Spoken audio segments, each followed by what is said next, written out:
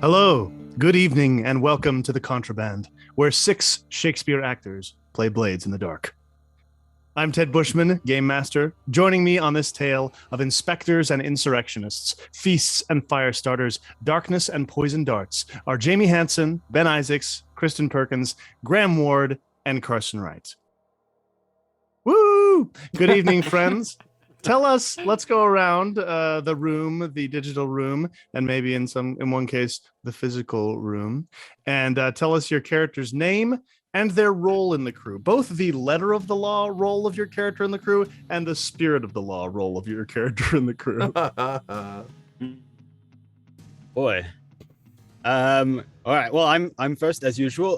My name is Jamie Hansen. My pronouns are he, him. I play Varric Lomond, whose pronouns are also he, him.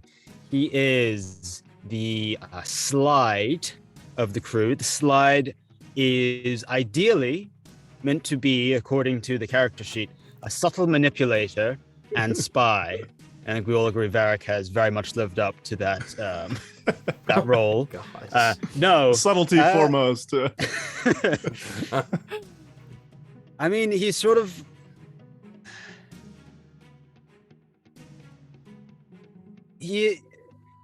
I think he often acts as a social lubricant for the group, but then also has a bit too much of an ego to be beneficial in a lot of social situations.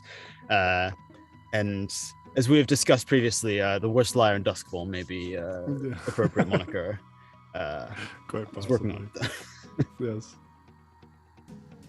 Hello, right. My name is Ben Isaacs. I use he, they pronouns. I'm playing Hix Templeton, the spider, and let me see what it says. A devious mastermind is what it says on the playbook. So, yeah, just sort of the planner, the one with the plan. But I think that I think maybe sort of the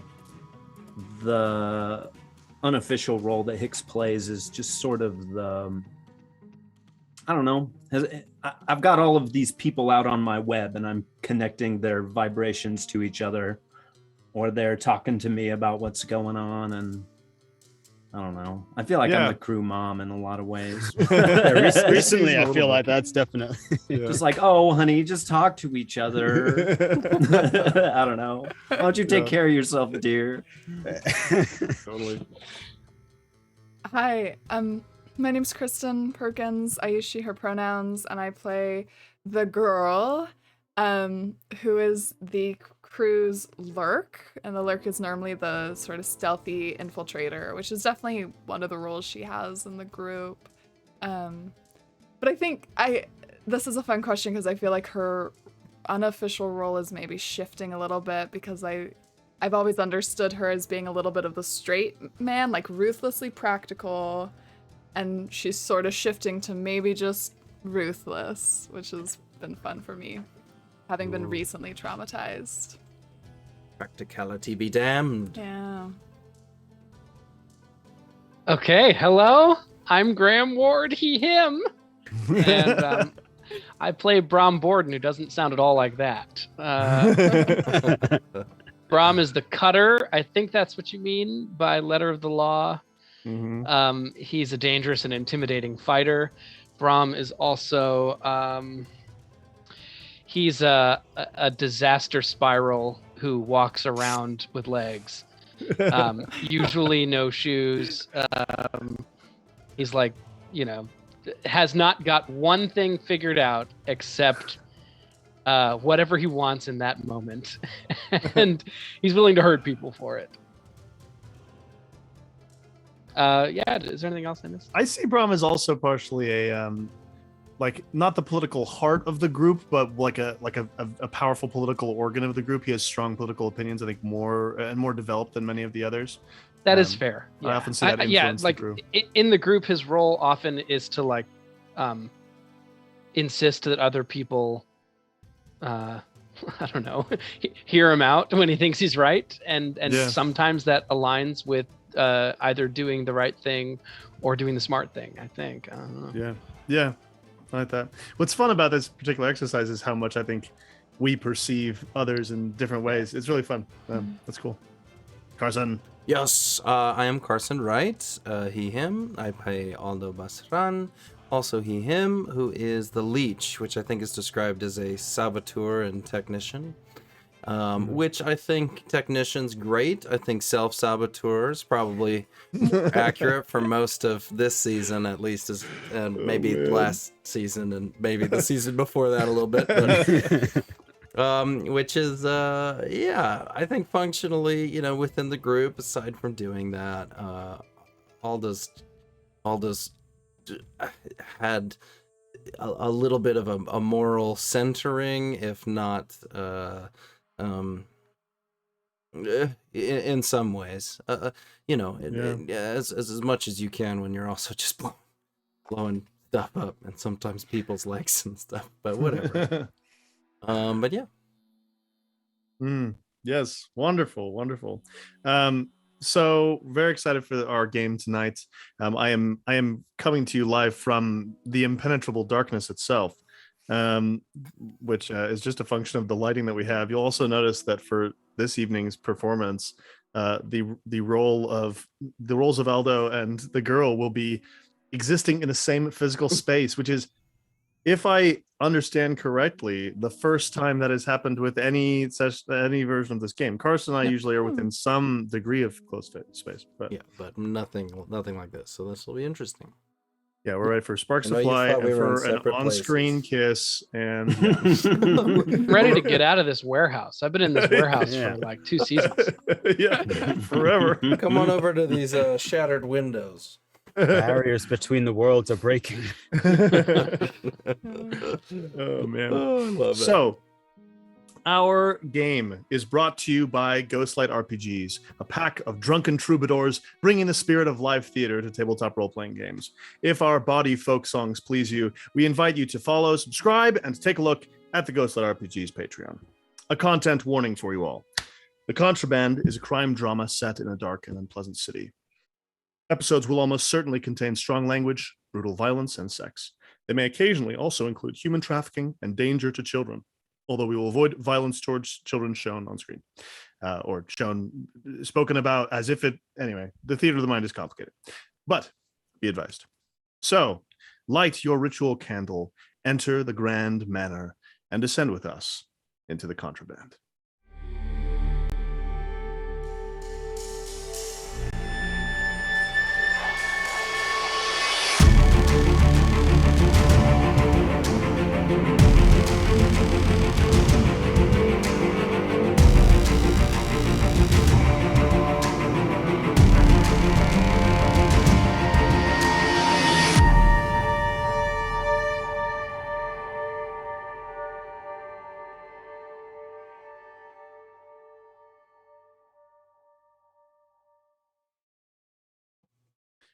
The inspectors are Duskfall's elite and principled police force.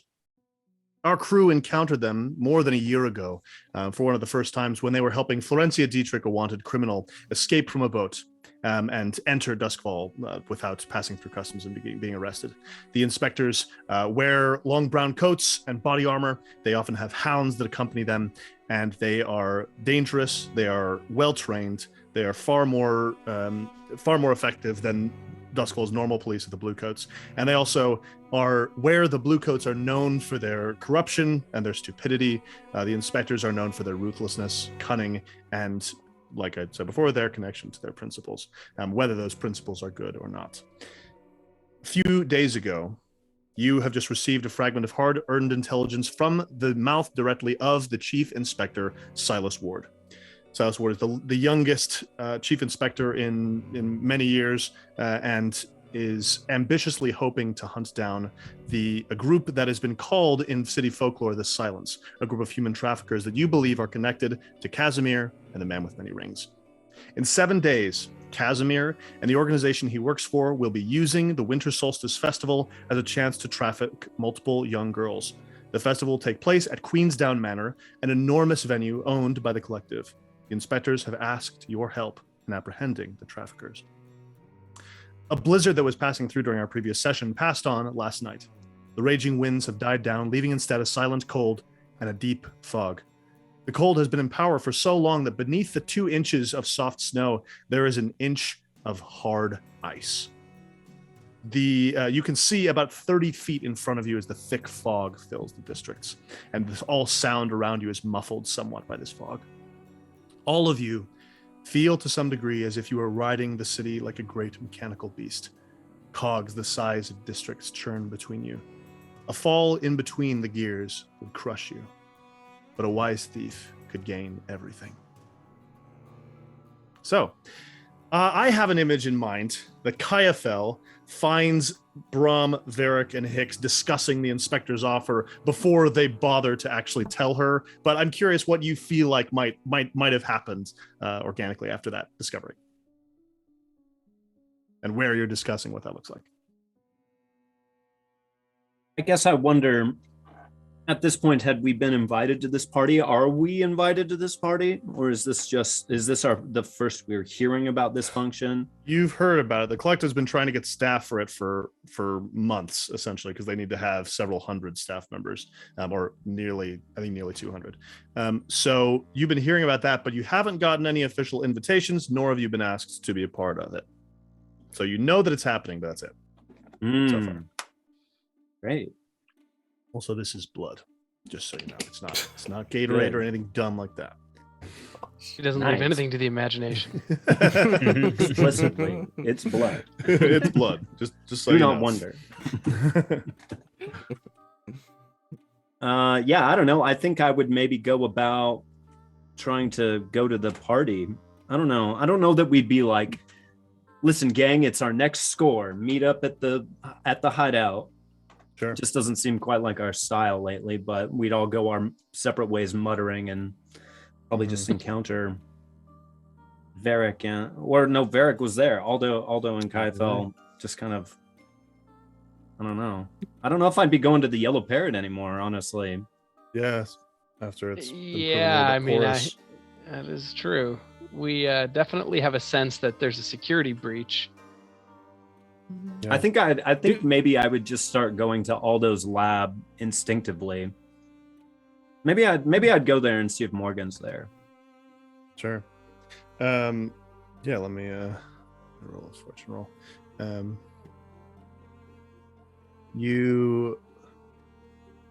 You do not find Morgan at the lab. You are it's empty for the moment. There's a few machines humming, sort of doing some slow processes that have to be done overnight.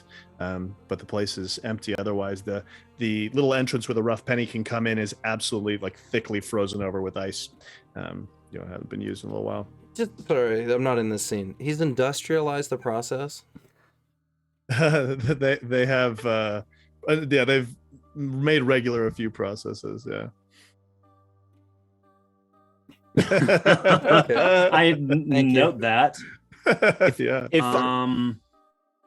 Okay.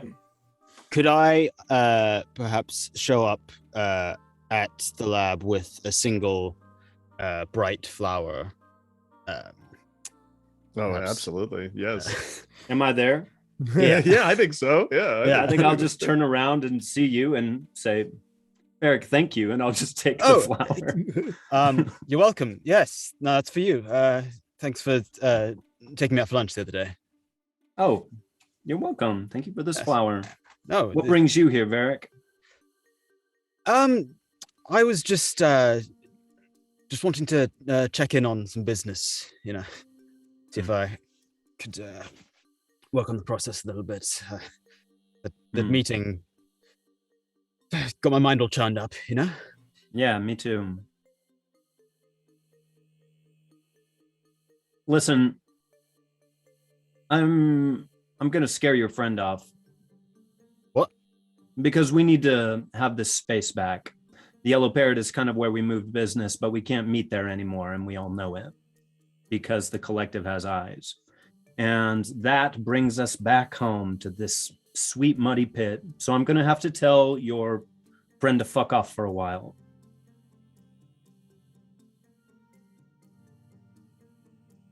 I mean, I might have inadvertently done that myself already. Not I mean, not that they won't return, but they might be staying away for a short while. Just yeah, they very difficult managing, work-life balance. Yep. Yeah, personally, I can't help but fall a little in love with everyone I work with. Yes. Okay, great. Well, I mean, I'm gonna go find Aldo. I think this will be some news that he wants to hear about this party situation. Sorry, I know you have an operation here, but No, it's fine. I mean, are we really working with the inspectors? And, no. God, no. The inspectors gave us a tip. but they also offered to pay us. Well, that was your thing. Are you working with the inspectors? I don't look. I'm just kidding with you. I'd love the money. All right. I mean, yeah, I think we should work them for what we can. I don't know. I guess we've got to go to this party. Yeah. Have you ever been to?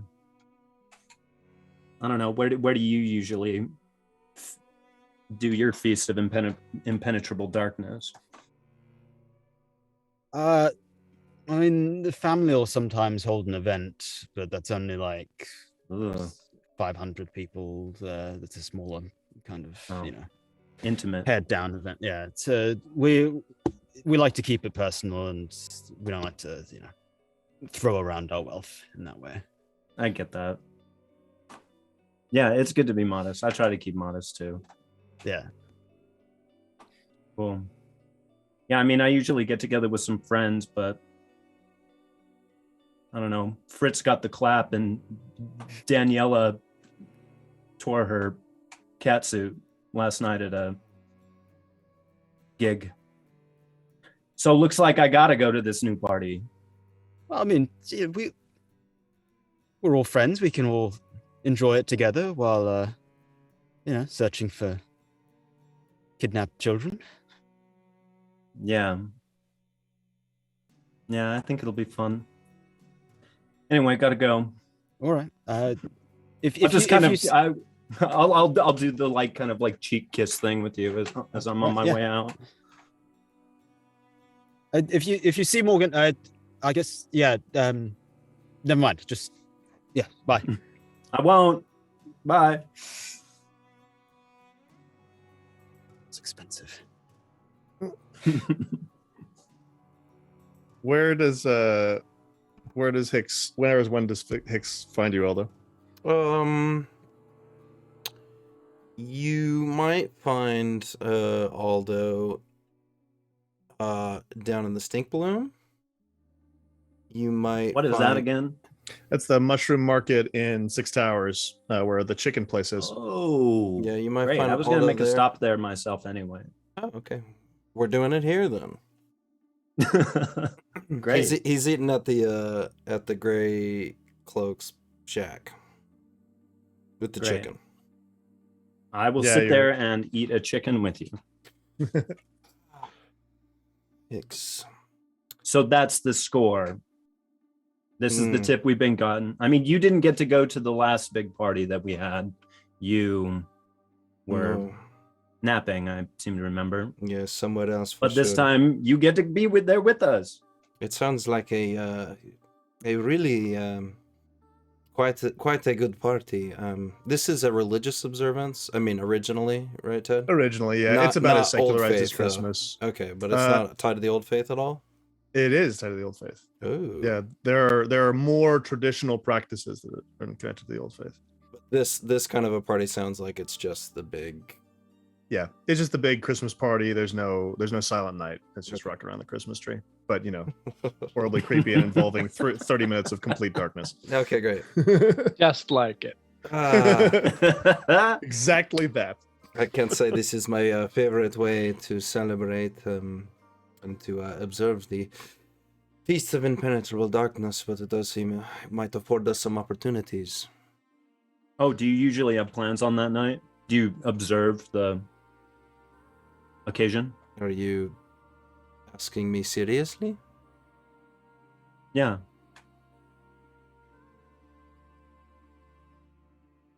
Sometimes.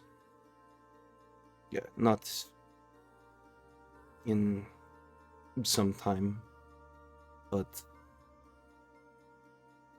typically a very small and close affair. Family, friends. It's can be quite special. Hmm. Maybe one time we could do it right. What do you mean? I mean, you know, when all of this shit blows over and we aren't caught up in all of this, perhaps we might just have a little time to be people together? yes, be people together. Yeah, I feel you. Hix, are you religious? I'd say I'm spiritual. What's the difference? I don't like dogma. Fair enough. Have you I tried? believe that what you have faith in becomes powerful because faith is powerful. So I think it's more fun to have faith in beautiful things and fun things. Yes. I think I would agree with you.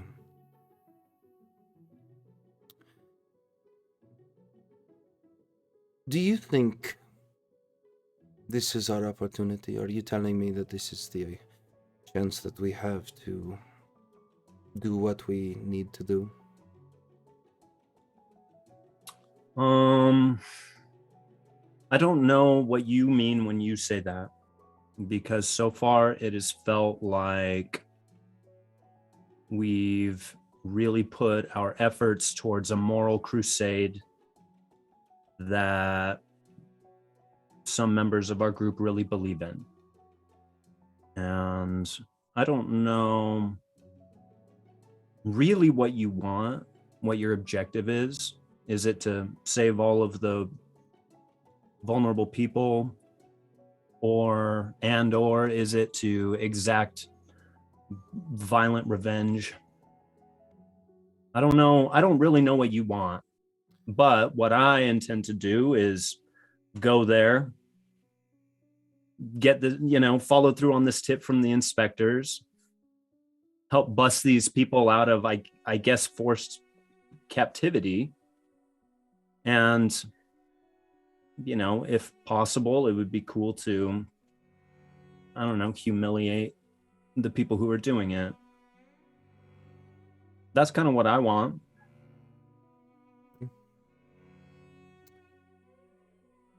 I mean, this is good. In fact, this is coming at a great time. I was about to go check in with Eckert with all of this collective infiltration. I know he wouldn't, but it might be worth just checking in. Yeah, cool. Maybe he could help us out. I mean, he's probably going to be working this event. They've been looking for staff, so he'll be doing something, and it would be nice to have another pair of eyes there if you think he could be relied upon. That's what I'm hoping. If you think he would care about it. I'll find out. I'll let you know. Cool. Is there anything else you need, Hix? Bring me flowers next time you see me. Do you walk away? Yeah. You have to say it. Seems Yeah, so. you have to Seems say so. it. I turn and walk away. Okay. And great. That's wonderful. Great. If this works for everybody else, I wanted to go see the girl and ask her to come with me to check in with Eckert and maybe catch her up on speed, unless anybody else had already beaten me to that. Go, Let's baby. see it. Like I said, Okay, she's get our- scary. I'm not. Let's get our Aldo Kayafel scene. Yikes, I'm scared. Yeah. I mean, I think you'll find me in the Yellow Parrot. Okay. Working as is sort of typical. I think maybe I'm in the back room counting out profits, as you do with my, spreadsheet. Okay. Yeah. Yeah, you have a ledger, yeah. My ledger, Abacus. thank you. That's the word. My abacus. Yeah. Mhm. Hello. Hello. This is the back room. Did you want to stay for Oh, lunch? no, we met the other day. Oh, of course, of course. You had some of the soup. Still quite cold, isn't it? Indeed, but I thought we could maybe talk for a moment if you had time. Certainly, and she'll clear a spot for you at the table. Mm-hmm. The chair, if you'd like to sit. Thank you. And he'll sit and sort of look at you like,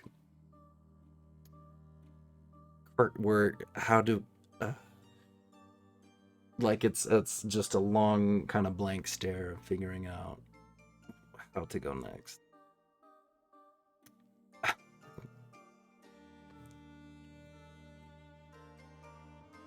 You know my name, yes? Dear. Albert. No, close. Aldo. Aldo. Yes. So, I'm so sorry. I try not to forget a face, but business has been good lately. I'm glad to hear that. And you are, Flor, yes? Yes. You know a KFL? And her face will totally drop, and you'll see a kind of change in demeanor entirely. What do you want with Kaifel then? I want to talk. There has been some updates. There are some things that I know you would be interested in. What's happened? And I'll share all the information that I got from Hix and Bram and the things with the investigators and the party going on. They've been looking for staff for that for months. It's happening soon. Yes.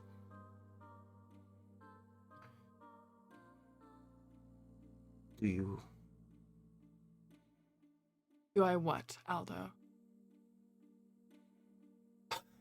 you want to go? Of course I want to go. What do you want to do? Well, if they're trafficking children through this festival, then we could expose them. Or we could just slit their throats right then and there. That seems like an option too.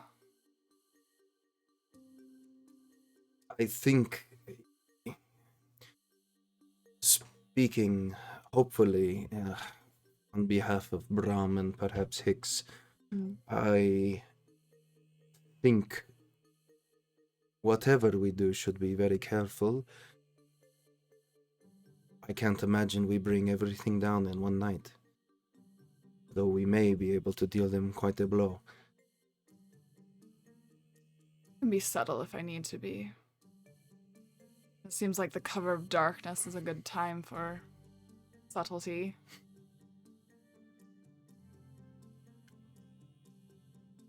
There's something about you now that, well, let's just say I'm very, very scared of you. Maybe you should be.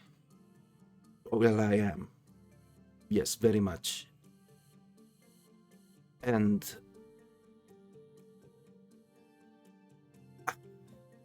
I don't. I'll be honest when I say I think our interests are aligned now. I worry that what if the rest of us, are you still part of a crew? Aldo, I'm your ally. I don't have to be your friend.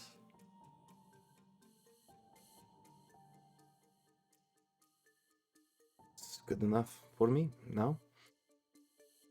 I came here for another purpose as well. I wanted to invite you to go see Eckert.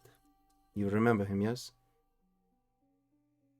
Shy man really wanted to be friends with people. Yes. I'm worried he might have the wrong friends now. Perhaps. I doubt it, but He's working for the collective.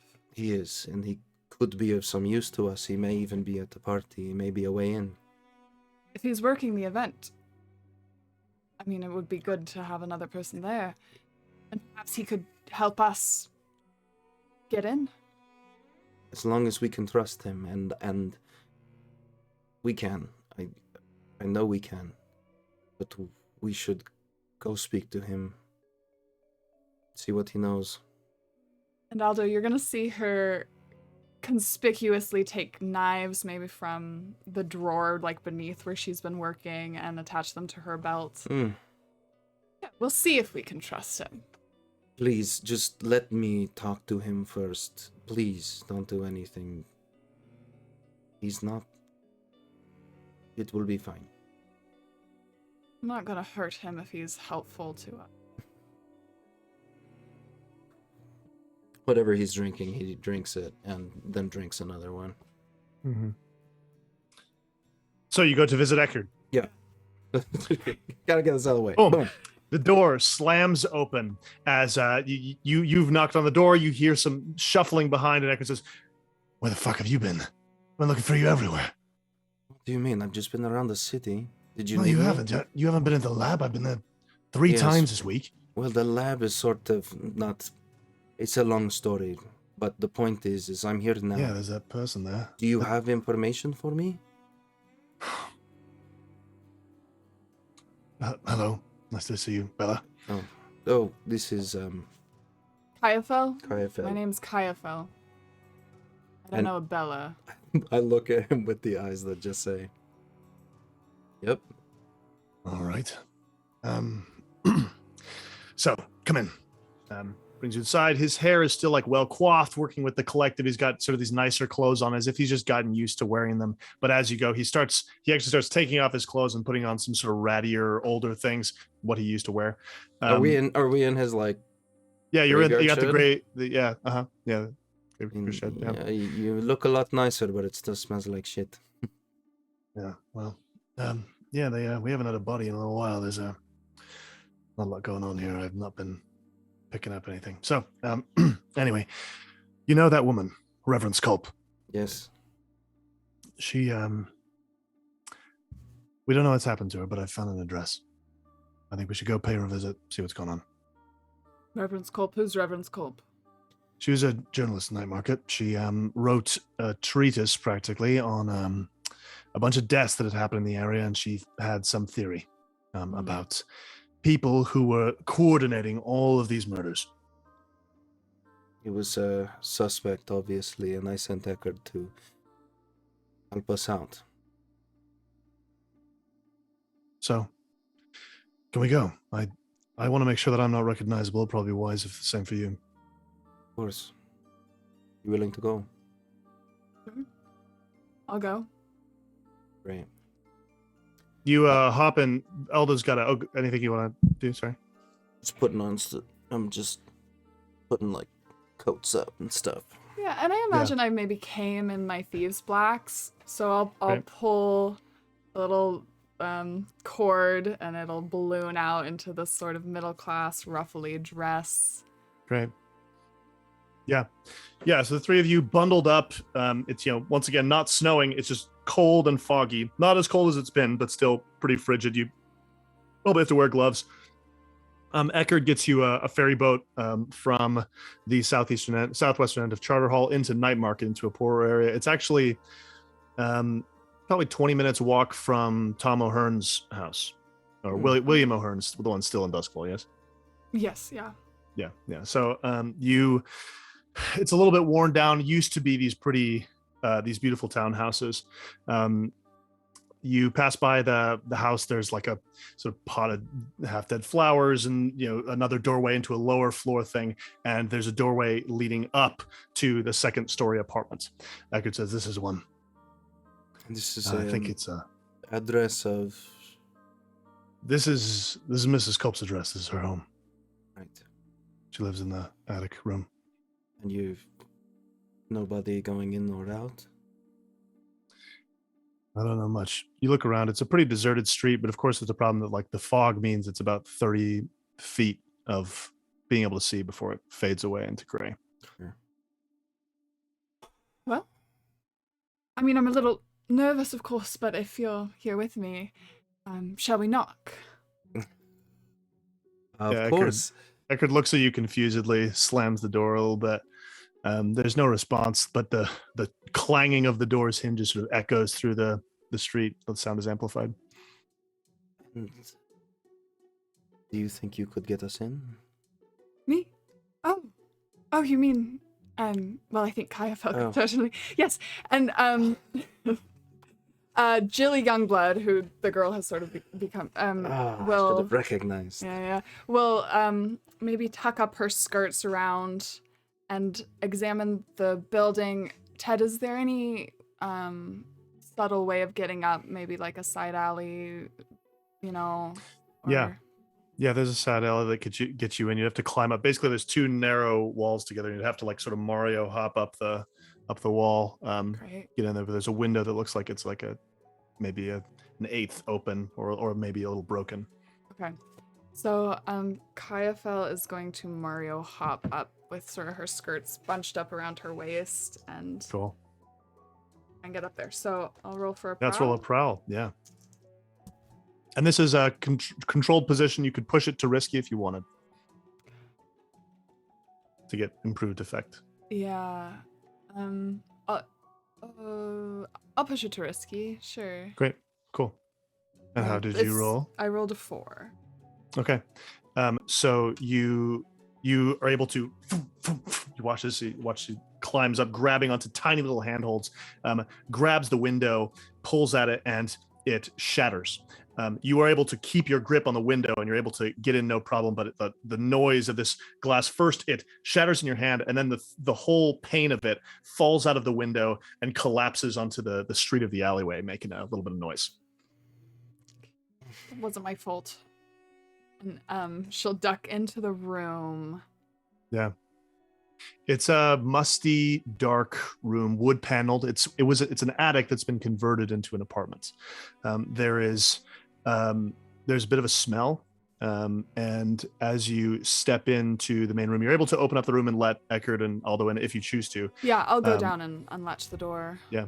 So you let them go up. You come inside, and you walk back through, like, there's not even a wall. It's just like a curtain hanging, and you pull it aside, and there is a dead woman in the bed.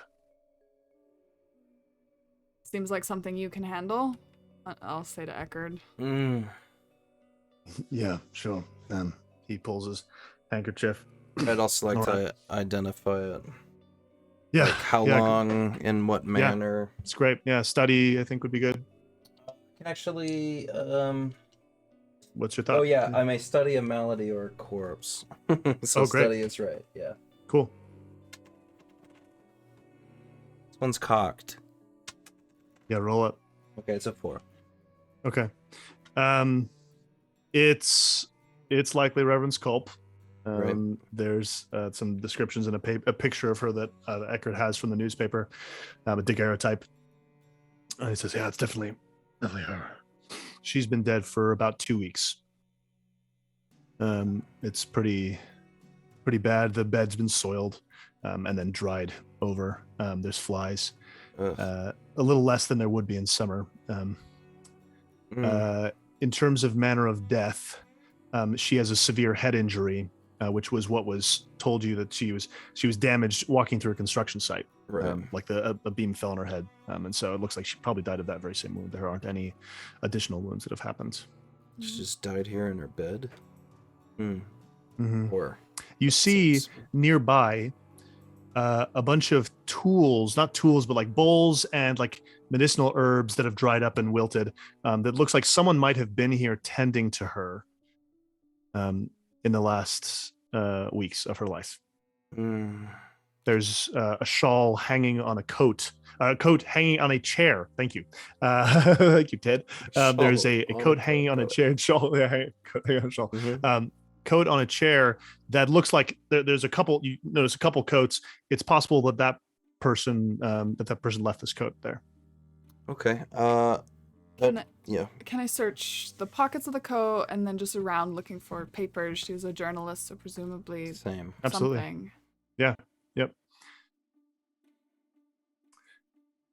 Yeah, absolutely. Go ahead You and want me do to it. roll for it? Eckerd. Okay. Yeah. And meanwhile, while you're well. doing it, Eckerd is walking around. He's looking at the windows. All of the curtains are open, and he's like starting to sort of close them as he can, but sort of slowly.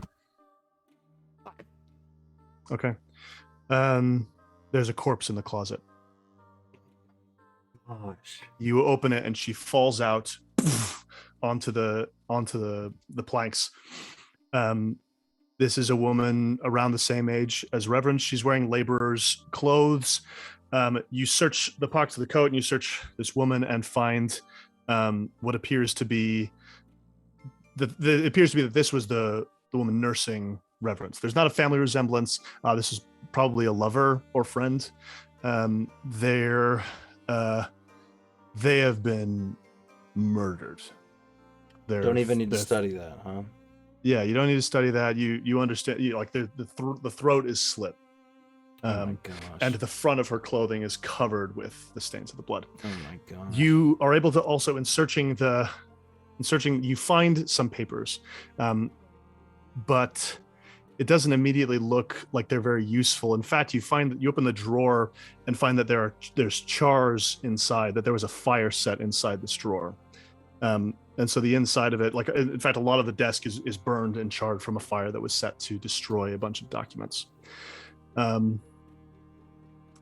But you, as you step back from the body, you hear a creak beneath one of your feet, and a plank moves, and there's a hollow space down below. Looks like it was ripped up with someone's fingernails, probably in a hurry. I'll open it up. Meanwhile, reach inside it, and it like cracks a little bit. You reach inside and find a thick stack of envelopes. These look like these were Reverend's writing notes on what she believed to be the case. As you are holding these in your hand, Eckerd lets out a short, unintelligible shout, and a window nearby you shatters. No. As an arrow flies through the window, strikes the door, and you hear strikes the door between the two of you, and you look at it and see the hissing red explosive at the end of it. The girl, you have an instant to react. I have reflexes. Before this explodes. Gosh. Okay. I would like to grab Aldo and Eckerd, one hand in the other, and run to the window and throw them out into the snow. And then can I grapple my way to wherever the archer of this arrow is? You could definitely do the first of those actions. Like, you could definitely attempt to do the first of those actions in the window. I mean, you could definitely, like, I just feel like those are separate actions. Yeah. The thing might go off before you can get to the archer. Okay, I'll throw. Yeah, I feel. I mean, what do you feel like is the correct action for this? I feel like a skirmish, like sort of grabbing them and throwing Yeah. them. But if there's something you feel is better, tell me. No, I think skirmish makes sense. Mhm. Woo! From being in the same room. 6. Okay, amazing.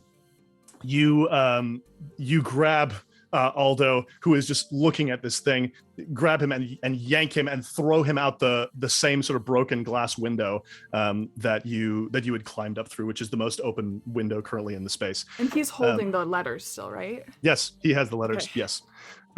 Yeah, so you're able to throw him. Eckerd is some significant distance away. Would you want to run to him as part of this and try and grab him? Can I have the choice between running to Eckert and grappling to where the archer is? So let's give you this like lightning reflexes, which is your power, right? Uh-huh. You chart the trajectory of the arrow. It came from above, it came through the window, shattered the window, came and hit the thing. The velocity was pretty intense, so you think it does have between it wasn't traveling more than 40 meters, you think. But you think this is probably from a neighboring building, and you think this is probably a story up in that building. So you could try and leap out and grapple to it. It would be hard. You'd have to essentially swing, smack against the side of the building, scrabble up if you could, or try and climb up onto the roof of the building. It's just not going to be fast enough to, like, in the moment before the bomb goes off for you to be able to grab it. So the question is, do you get out of the space yourself? Do you find cover for yourself, or do you get Eckerd out? I think I go. I think I grapple up. Yeah, absolutely. You and Eckerd share this look just for a second, and he nods at you as you look at the window. You leap towards the window, and Eckerd, he flips the bed holding Reverend Culp's corpse to try and block the explosion from hitting him. So this body tumbles out, rolls across the floor, and the bomb explodes. You, girl, are singed by flame that, like, runs across your neck. You don't get a harm from it, but you feel it, and you also feel it particularly sting at the wounds that you recently carved into your neck. Aldo, you tumble out of the window. Let's see if I feel like if you just fall, you might take a hit. So you could either do an action roll or a resistance roll to try and not get smack your head against some bricks. Could I do a prowess resistance or? Yeah, that's great. Yeah, I think that's good. 6. Okay, yeah. So you're totally fine. You sort of grab yourself, and the girl comes right after you. You were actually able to, like, help her with her landing as she tumbles down. The bomb goes off. You were able, girl, as you got your last glimpse, you saw the mattress and some of the wood of the bed shredded as the explosion ripped through it. You have no idea how Eckerd is, but you are still you're outside. There's fire coming out. There's this smoke, and there's people screaming in nearby houses, shouting in lots of confusion. You are not in a good enough angle to be able to see the window where you think that the arrow was fired from, but you could run and try and get there potentially. I'm gonna run. I just think she would. I don't know if there's any hope for this. Yeah, absolutely. Go ahead and make a prowl. I think we'll have some competing clocks potentially here. 6. Okay. Yeah, you're able to leap up. You climb up the side of a neighboring building, which has a little bit just like flat brick and has some more like rain gutters and other things. You climb up quickly and get to beneath the window, where you see that another you climb up and spot something falling out of the window, a vial of something full of like a reddish liquid, and you hear footsteps as someone is running away. This vial is falling, and you realize is likely going to explode as it strikes the roof near you. Can I if I catch it, will it explode? Am I close enough to catch it? Oh my gosh. Like, I mean, it just yeah, that sure. It explodes on impact, right? No, it's got a few. Well, no, it explodes on impact, but your analysis, you're looking at it, see it likely explodes upon hard impact with something. If you could catch it lightly, you might stop it from exploding. Or you could get out of the way. I want to catch it lightly. Yeah, come on. What are you going to do? Not try and catch it? Come on. Obviously. All right. Let's make our roll. This is absolutely a desperate roll, no question. Great. This is probably finesse, I think. Finesse. Okay, and then Are I'll you gonna- push myself. Great. So get another die. Gosh. Okay. I'll sort of leap forward with Yeah. pillow palms. Yeah, because you're still climbing up the roof as you see it falling, so you have to get up and get in a position to catch it lightly. It's not like you're standing below someone dropping something. Yeah. It's a 6. Okay, amazing. You were able to sort of slowly get up and you catch it in your palm, and you hear the footsteps clattering away. It would be very difficult for you to get to it at this point. So you've succeeded at stopping this explosive, but this person is gone. And you do hear from above you and behind you a brutal, bloody sounding cough as Eckerd cries out inside the house. Yeah, I'm going in. Okay. Yeah, back around up through the front. You see a man in a butcher's shop across the street looking at you sort of concernedly, but also attentively. Mm, Do I see that too? You're still in the back alley as far as I'm aware. okay. Attentively but concernedly. Yeah. All right, whatever. I'm going up inside there, and is it on fire? Can I get in there? There is fire. It looks like the explosive was a little bit less about spreading flame as spreading shrapnel Right. over a large space. So most of the furniture in here is shredded. The curtains are shredded. Every window is open. There's cold wind pouring in. Okay, great. I want to, cover my head up as much as I can. I'm going to Yeah. cover my mouth from any smoke, and I'm going to get in there, Yeah. and I'm going to find Eckerd and pull him out. Yeah, he's the bed with the blast of the explosion fell on top of Eckerd. Mhm. So you're able to yank it off. Girl, what are you doing? I think I'm running around. I think I'm running in to help.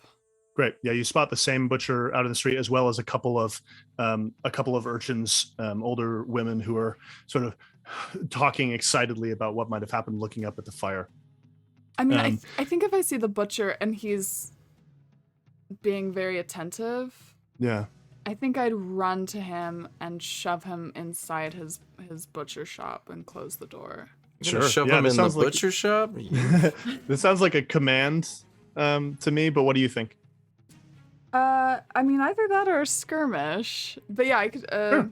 I'd take either. Yeah, I think it's a This is a skirmish. I think I'm. yeah, I this think I'm is- just shoving.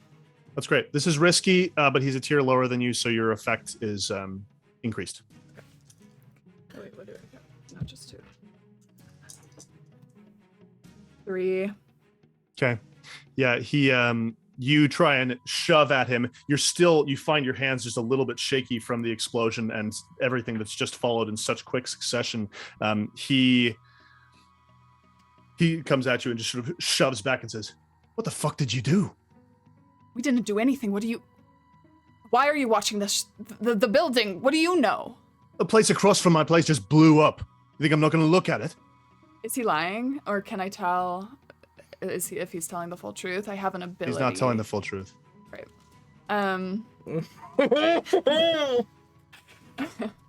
It's clear you know something. Why don't you tell me, and we don't have to make this bloody? And I'll pull a knife, and I think I'd love to roll for a command or something. Sorry about Yeah, that do clock, it. you Love guys. Real sorry about the clock, all right? Ed's Okay. not. He didn't do it. I was about to. So And I will push myself. Yeah, do it. Yeah, you'll take the stress. 6. You, how do you, how specifically do you pull a knife on him? Yeah, I think I do. And I think I'm trying to sort of move my body to block my threat. From the other people in the area. On the street. Yeah, with a 6, I think you're very much able to do that. Yeah, you sort of push him into a corner. There's like a little awning. He immediately balks at the knife. Looks down at it and look.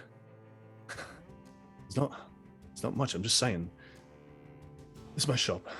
There's some people told me to be aware of what's going on in there. That's all. What I people? won't say fucking anything. What people? Well-dressed, fancy folk, whatnot. I don't fucking know. People offer you a coin around here. This neighborhood, you take it. All right? It's not my business. I don't care. I like the woman. Lived up there. So I don't know. I don't know where she's been. What did you know about her? What did you know about her work? Nothing. I know that she bought meat from me sometimes, that's all. Are you going to report us? Report what happened? He looks at you and at the knife. It's a hard winter. It profits me little to do it. That's what I thought. Someone came, someone told me to say something. You came, you tell me not to say something. I'm a man who listens to people I respect, and I respect you. And she'll nip the knife just a tiny bit into his throat, and then take a coin out of her purse and slam it on the counter. Oh, sorry. Slam it on the counter. And run into the building to help Aldo. Yeah, so in that time, what does he look like pulling him off of the bed? Yeah, Eckerd is covered in lacerations. Yep. Basically, the bottom of the bed exploded and struck him with 50 wedges of wood of different sizes. Some of it are just like porcupines sticking out of him, but most of it is just shredded and gone past him. There's a really large bit right under his shoulder. And he's coughing, and he's already like, you see he's trying to get himself up on his own. Like, he's conscious, he's here, he's like, all right, looks like something she thought was true. Yeah, no. Spits a bunch of blood onto the ground. Fucking shit. And he pulls him up, like, tries to get under him. If there's anything immediately like needs to be treatable, but priorities will be get him out first, and then get him underground.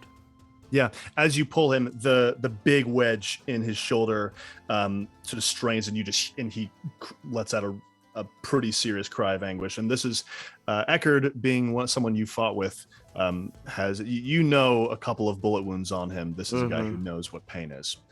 So you probably want to try and remove this before you get him out of here. Okay, I'll stop for a minute and look at it, and then look him in the eyes and say, "It hurts." No, it's fine. Yeah, totally fine. That's what I thought. And I want to wrap it up. Oh, Do you got a tink it or anything? Or is this good? Yeah, it's it starts to bleed pretty freely. So if you can bandage it. Yeah, I can bandage it. Oh, yeah. I can bandage it. Actually.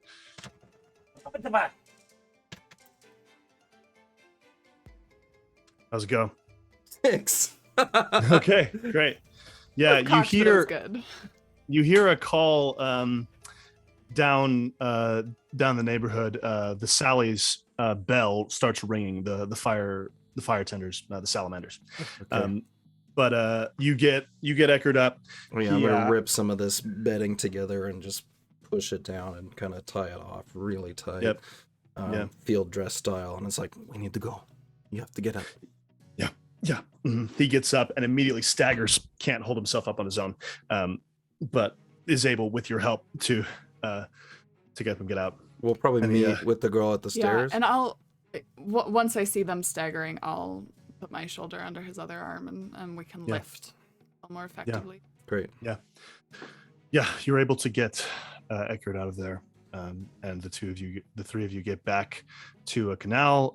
You take a boat, and Eckerd says, just in case, is there somewhere we can go that isn't my place? Yes. I'm gonna take him to Bardia's. All right. Yeah. House. Yeah. So you get another boat to take you. Maybe you cover Eckerd in a coat or something to try and make his wounds not so visible. I'll take my coat off as well and do that, so I'll be a little chilled.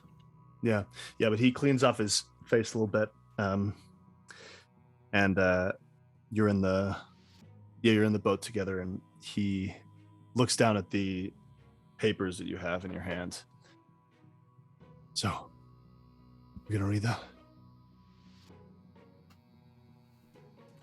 Yes, of course we are. Are you sure? You're okay? Aldo, you're here. Of course I'm fucking okay.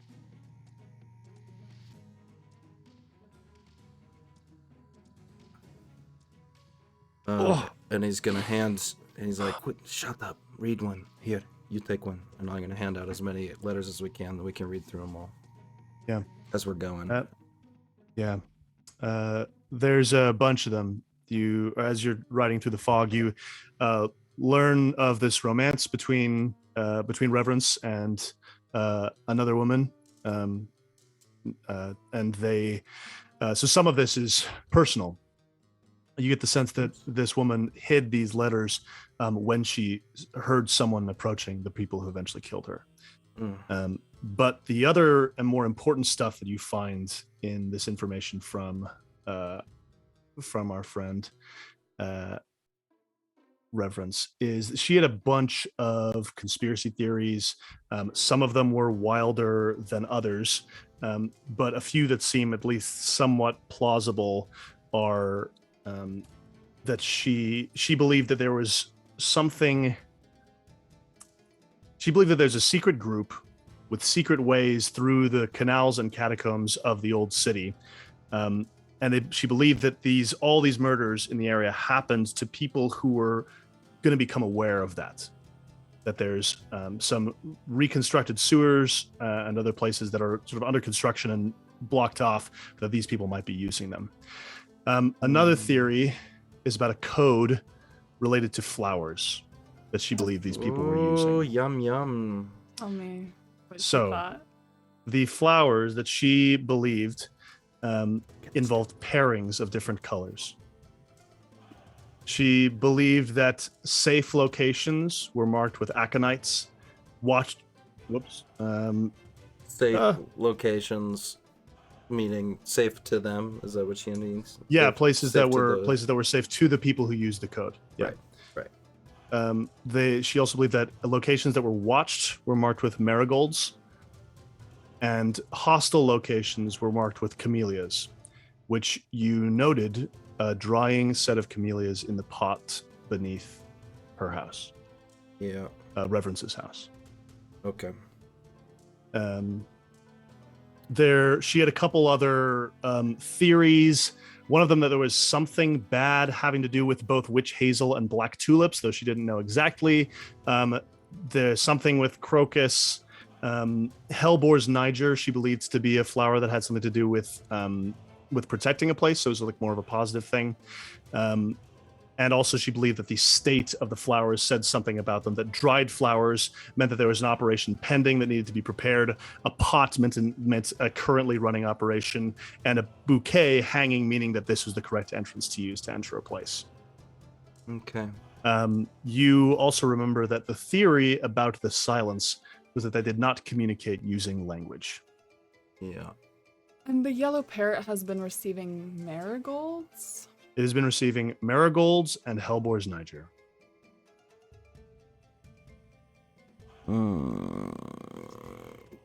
Okay. Yeah, so there's more information you could get about this flower code, but it would require more research and study, Right. not just of these papers, but of Right. trying to find the flowers specifically that are being used by the collective. Just corroborating that for a second from the dossier, Hix, right? Yeah.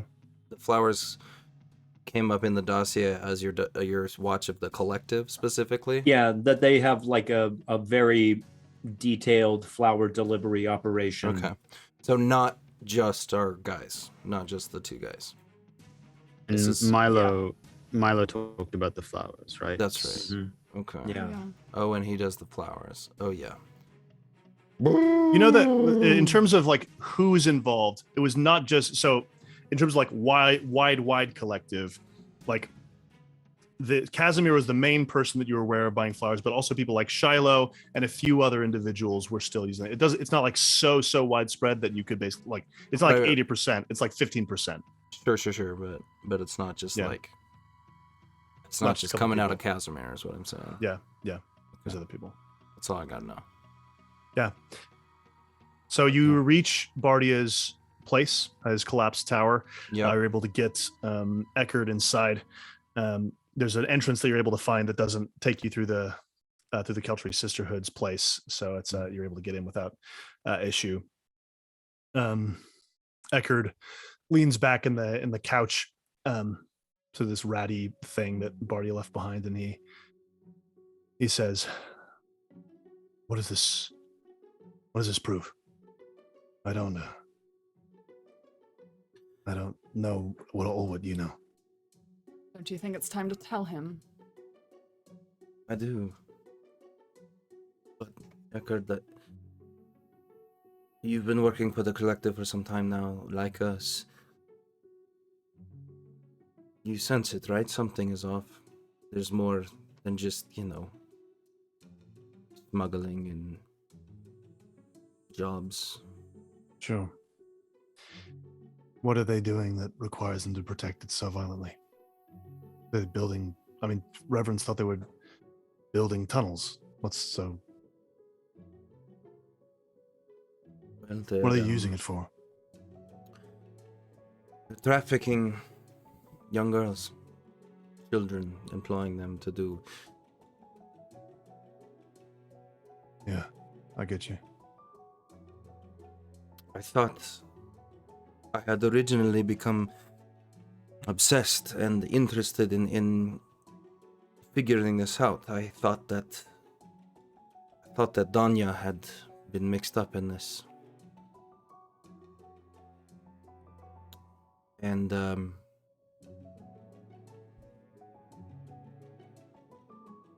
we discovered it's much bigger, much more.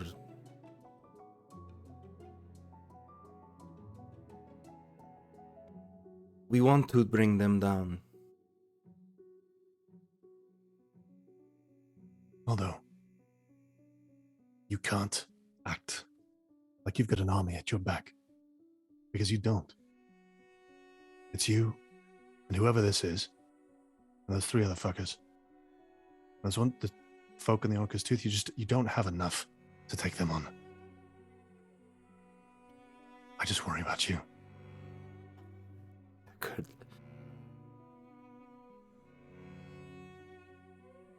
We have to do something. And I have been fucking sitting around doing nothing. I know. And pushing everyone away.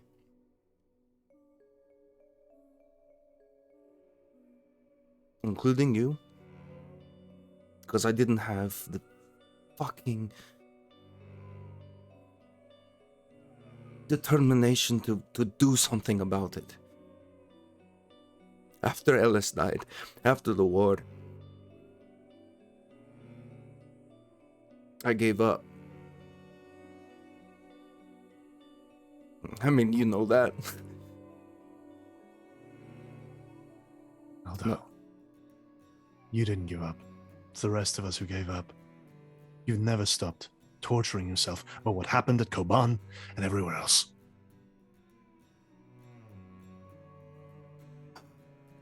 And look, I want you to find some measure of peace. This is it then. Help us. Join us.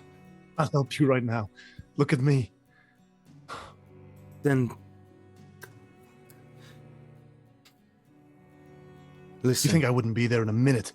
If I could, I'd just... Maybe you can tell us anything that you might know. Right now, what we need is information about the festival, about this party up at the Queen's. Yeah, the solstice. Yes. Do you know anything? What are you supposed to work at? They had me watching the doors, making sure nobody suspicious gets anywhere they shouldn't go. So, Who's taking your spot?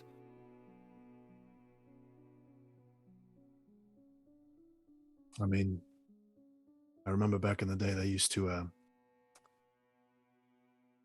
what'd they call you, Emilio? Or get you and him confused? Not fucking bright in this city. No.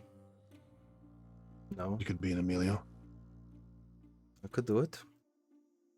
I'm a little rusty. Fuck, get. He's just like tending to the wounds, like greasing them out, and just like doing whatever. I could. If there's anything you can do, if there's any information you have, if you stop wasting your time being filled with shrapnel. Yeah, I'm doing my best. Yeah. You have to help us. I'll tell you everything I know. We'll get some more of that information as we reach the Queensdown manor. I would love if we can have this moment, this moment of these two talking, and maybe that Eckerd says, "I'll tell you everything I know," and we get our blackout, so we can take a brief break and come back. Sure. Oops.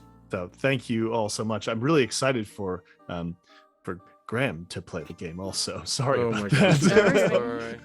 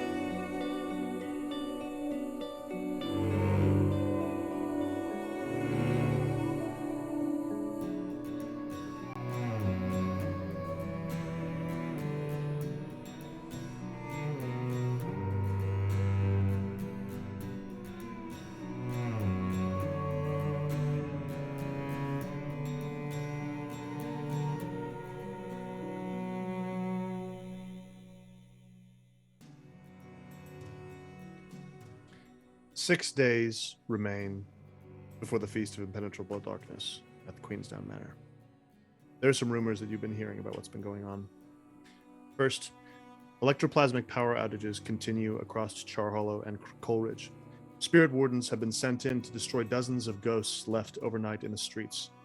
Major publications omit the daguerreotypes of mutilated bodies covered in ghost burns, but smaller papers cover their front pages with them. Let me drop this in the rumors chat for our crew. The Billhooks, a new Coleridge gang, have been offering protection to those affected by the ghosts. Their generosity has led to a swelling of their ranks. Strange lights and ghost presences in the Lost District have led to the Spirit Wardens declaring it off limits and imposing new, more drastic fines. Interestingly, the Rathsbane family, who captains one of the ships that's been coming back with reduced oil amounts, announced that their son, Bardia, will be taking command of the Terrapin's Blade. Photos of him were released in the papers, showing the handsome, charismatic young man who's been a fixture in Duskwall for 5 years, waving humbly before his speech. What the fuck? I have to rethink some things. Wait, so this has been, so he's been a fixture. So Yeah, he's been in. so this is who they chose to replace their son, basically. Oh my god. They ghosted, put a different ghost in that Yeah. man's body. Ooh. And Bardia made his own nasty body that deflated. I will have you all remember. Yeah, I remember. Excitement is rising for the Feast of Impenetrable Darkness and the coming of the winter solstice. Both religious and secular feasts will be occurring all over, but the talk of the town is the Tenebrous Feast of at Queensdown Manor, at which more than 2,000 guests are expected. Boop. And those are our rumors.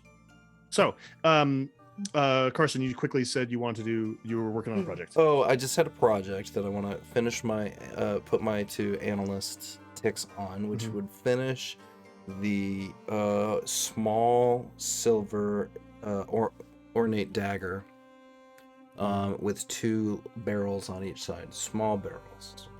Cool. And Like a so Derringer knife. essentially, yeah, that kind of thing. And so finishing those up, he looks over it, shines it with the bit. He pulls out his family blade, looks at them both, kind of hefts them in each hand before putting it into a beautiful yet small sheath, the dagger itself, and then Cool. blade away. So completed this project. Yeah. Is he currently wielding or carrying the matching silver sword? Yeah. Oh yeah. Hmm. Oh yeah. Would I you think just describe it for us? sure. Yeah. I think in most times he's got it on him, and it's in a beautiful, well cared for sheath. And on pulling it out, it is silver, long, pointed, with some kind of ornate designs on the bottom, maybe 6 to 8 inches going up, with his family name that has been etched into the blade. With I don't know blade for vocabulary, so I'm gonna look to Bram probably, who knows all the blade vocabulary, but it's got a pommel on the bottom. It's got a nice. Is there a stone pommel, like a jewel, or no? Iron. No. I think it just comes to a shaped point, and it, as well as it's a cross guard with a bit of a small cage kind of down the half of the front. Very cool. Lovely. Yeah. Is this a traditional Catalani dueling sword? Yeah, and it's one that was handed down, I think, when he took up military service and handed down from his parents who had it from before. Yeah, a beautiful, beautiful weapon. Yeah. All right. So y'all might notice it shining about. Yeah. So we have a few downtime activities remaining and things in general before we head to the Queensdown Manor Score. I'm curious what the crew is up to, whether these are downtime activities or other scenes that you're hoping to do. What is going on? Well, I'm trying to get Jean-Pierre into the party so that he can be some additional eyes for us. So great. I don't know how it sounds like it's not hard to get people jobs. Yeah, I think Jean-Pierre would speak with you in the Orca's Tooth about it. He goes, so you want me to work at this event? I want you to work at this event, yes, but you are going to, the pretext is that you will be working for them, but you will be working for us. As I would expect. Right, and basically, you're just gonna help me keep an eye on each of the masks. I see. I don't know much about what has happened with them, but it sounds from the discussions that I've been privy to that you believe that it's possible that this has something to do with the disappearance of Tulip. Yeah. Good. I will do it. I imagine that an event like this will have great security and that they will not want any weapons being brought in. I do not know if I am I know that I work for smugglers, but I'm not sure if I am an expert. But is there something you would like me to bring in that I could get to you? We'll talk about that. Perfect. I'll pat him knowingly and wait for a flashback when I need a Gatling gun or something or a cannon. Jean-Pierre's real subtle. So yeah, without any rolls, Jean-Pierre is convinced, and given that the collective doesn't know him very well, there's no concern with him being hired and joining the staff at the Queenstown Manor event. So yeah, done. Great. I would also like to get myself some threads, because I assume they won't let riffraff like me in there wearing this mess. So I think I want to acquire an asset for something nice to wear for the feast. Something new, something stylish, but original. So I need a tailor or something. Right. Yeah, I think rolling this, you'd want a minimum of a tier 3 item. You guys are currently tier 2. So if you roll a 4, 5, or a 6, you will succeed. If you roll a 6, you'll be at a tier 4. It'll be a really, really nice set of clothes. If it's a 4 or 5, it'll be pretty good. A 1 through 3, you would have to spend coin to get up to snuff. But Great. I think I'm just going to consort. Yeah, absolutely. By talking to my best dressed friends, perhaps. Oh damn! I forgot his name. Homie in the red sashes. Oh, Ekon? Ekon, yeah. I imagine Ekon is always pretty well dressed. So well dressed, yeah.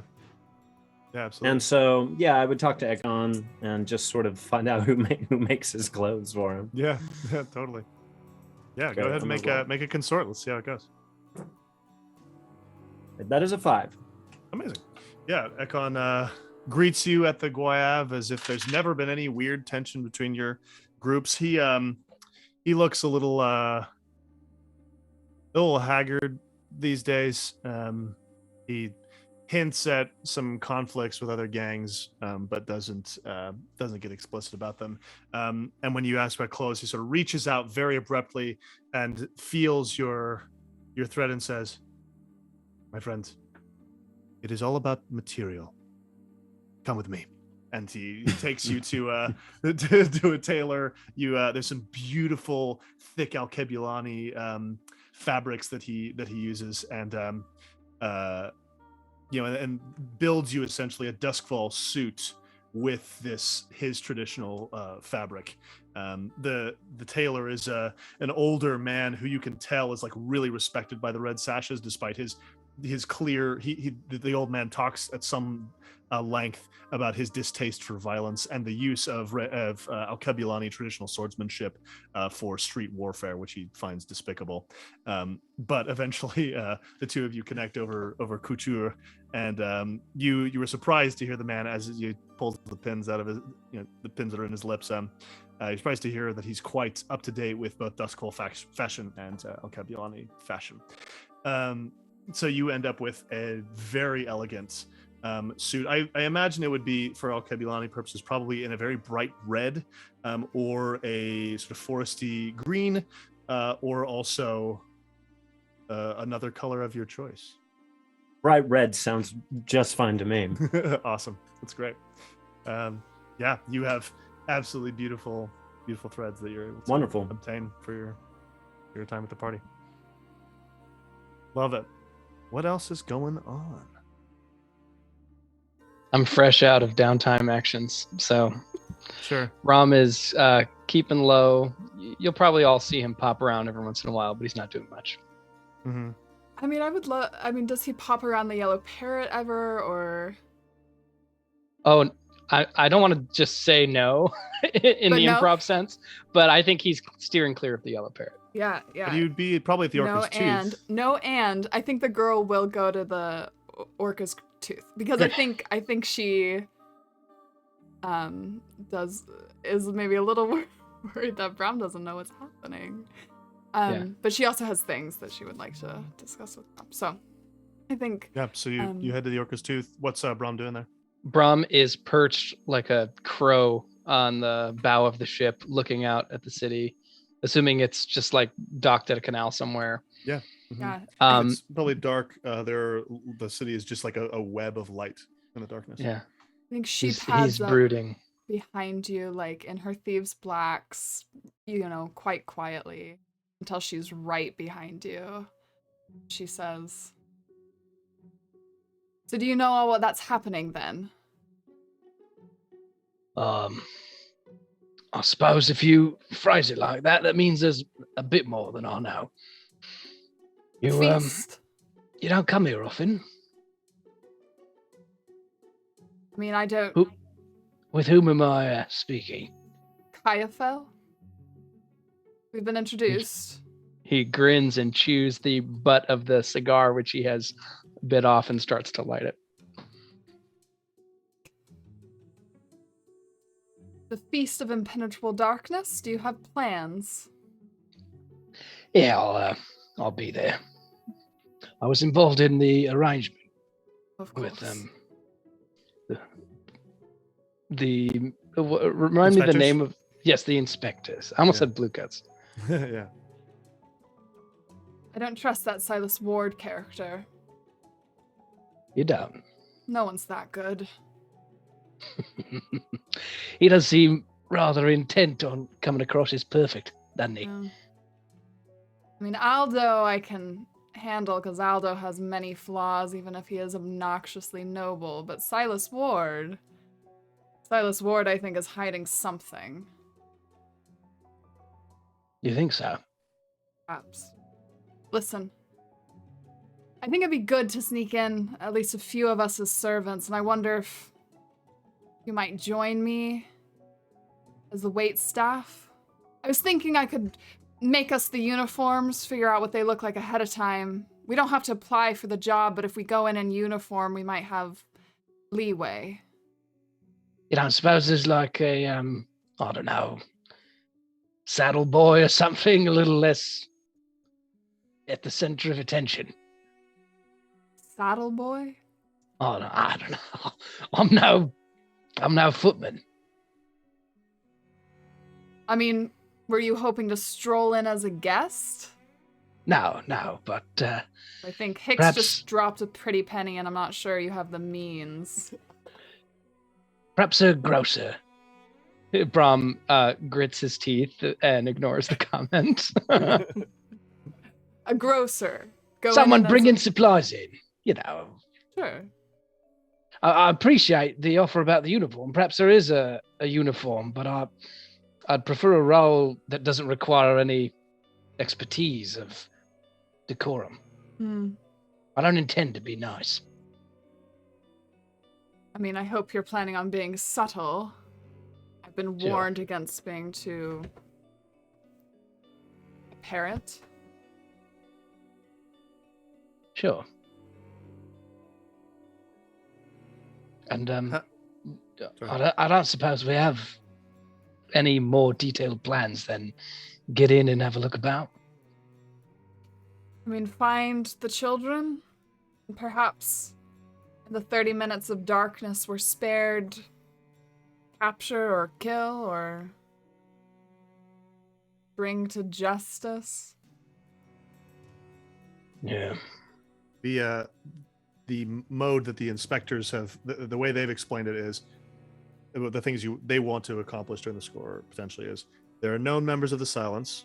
You want to try and find them and track them, as well as tracking others who might be involved, because we don't know the scope of the operation.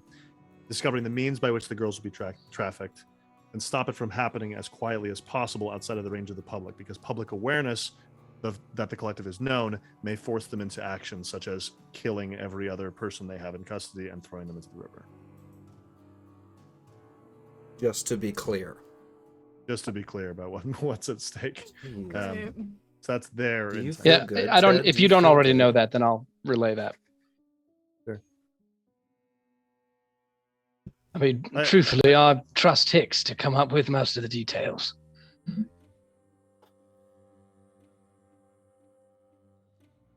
All right. There's another thing with which I'll need your help. What's that? Something a bit sooner. Follow me. Unless there's anything else you want to talk about, I would love to fade to black on that and reveal at a later time what that might be through flashback. Exciting. Cool. That's fun. Very Ooh, interesting. cute flashback. Has the rest of the crew been made aware of what happens at Reverend Culp's house? I wanted to talk to Bram about it first, but then also, yeah. I mean, obviously, I think I would share it with everybody else, but I was going to find Bram probably short once I got Eckerd settled. Yeah. But, Yeah. yeah. Maybe Yeah, before and that not to meet- cut off oh, the conversation with please. Kaifel too soon. If there's anything else you No, want to no, bring up that's or if great. you want to talk about. Yeah. And I do want to, at some point, do an acquire asset to get me and Bram potentially, like, uniform so that we'd register as servants. Mhm. Yeah.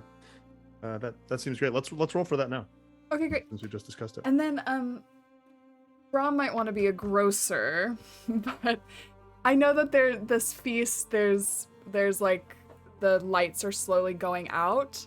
I would love to be the servant in charge of putting lights out. So I don't know if that has like religious insignia as like part of the uniform or anything like that, but that's who I'd like to sort of register as. Let's make acquiring that position or having the right uniform being a part of that acquire asset roll. So Great. if you succeed at the asset roll, you get it. Because this is going to be the same as it was with Hix. This is going to be a tier 3 thing you need to achieve. So you need to roll at least a 4 and a 6 Uh-huh. would get you above and beyond. And what do I roll for it? It depends on the method that you think you could use to Right, obtain right. such uniforms. I mean,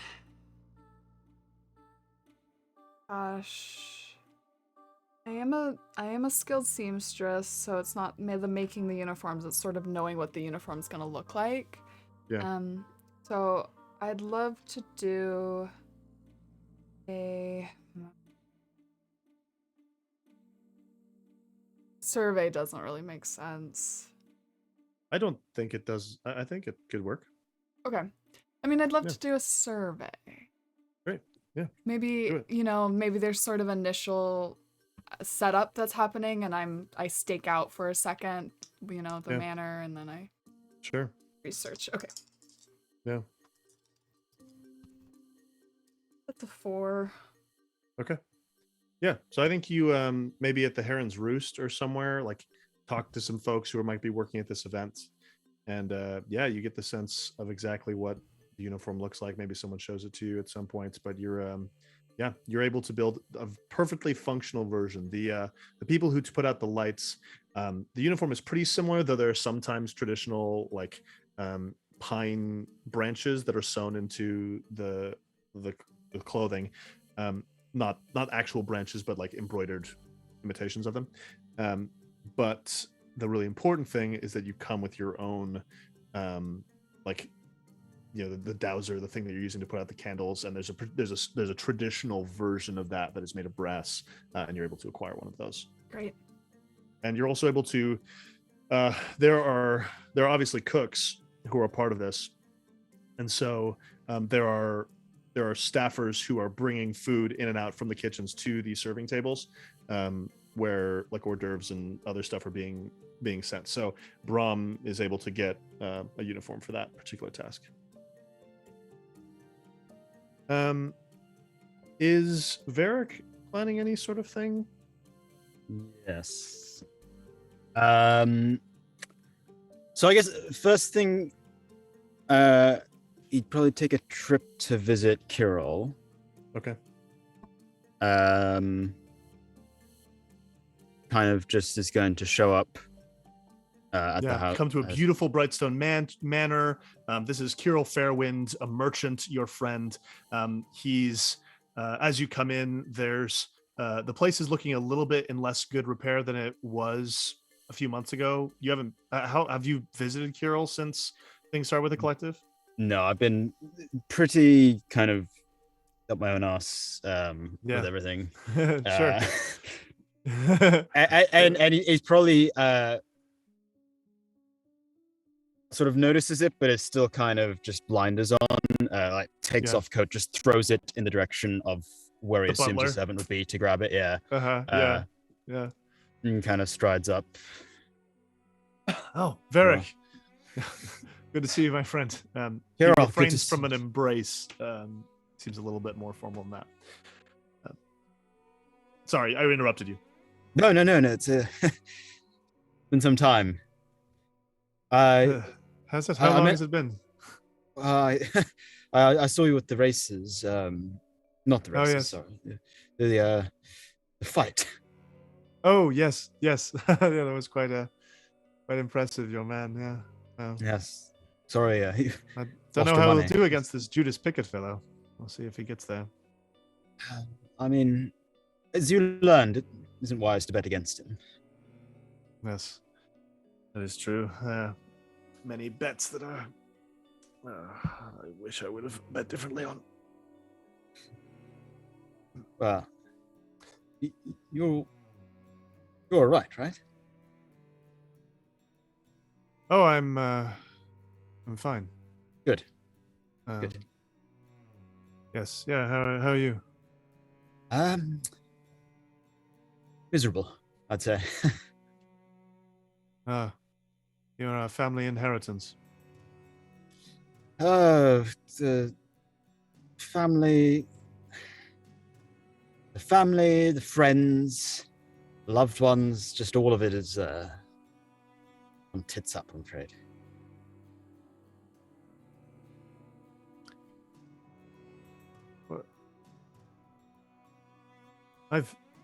when I saw you, you'd been the best dressed you've been in months. You look that way now. Yeah. Yes, no, yeah. This,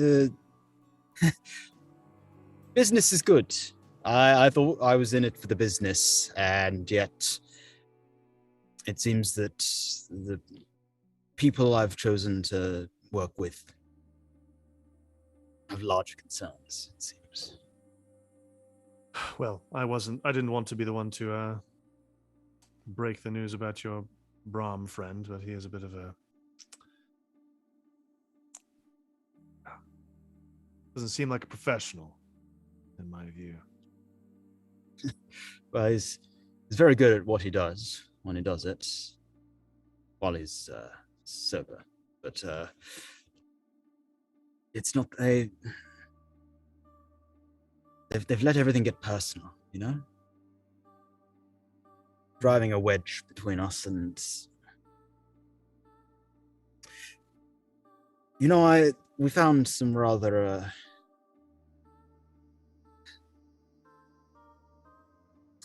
some patrons, well connected, respectable, pay well, obviously. Were these the friends who reached out to me, who you were meeting at Fillmore Manor? Yes. This stag woman, other monikers they had. Yes, all their masks, they call it. It's a bit very dramatic. I haven't heard from them since, honestly. Seems they weren't looking for folk like me to partner with. It's a damn shame. You're good people. Girl. From what you're saying, is there a problem with these folks? I don't know. There might be a problem with them, but I mean, they seem as though they may be involved in some rather untoward activities, and my friends are balking at our involvement with them. I've explained that, put it bluntly, crime is crime. I don't know what difference it makes, but... Yes, it does seem like what you signed up for. Yes, but seem to have a moral red line over what's going on. And I don't know, maybe they have a point. I just don't know. Well, Varric, I don't know if there is for you a red line anywhere. But what I do know is that people do not get into positions like ours without knowing the moment at which it is right to burn a bridge.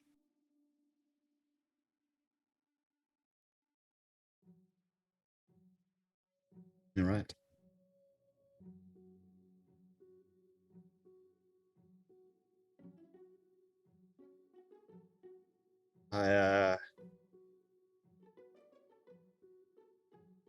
I've been cheating on Oyun.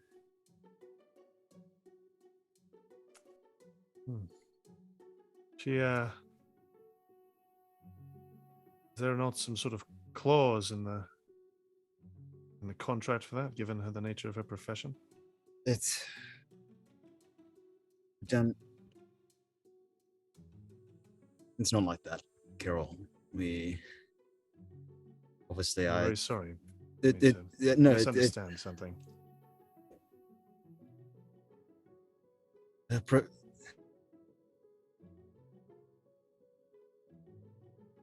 I haven't promised her there's no contract. I mean, she might be expecting certain things of me, but I don't have anything in writing.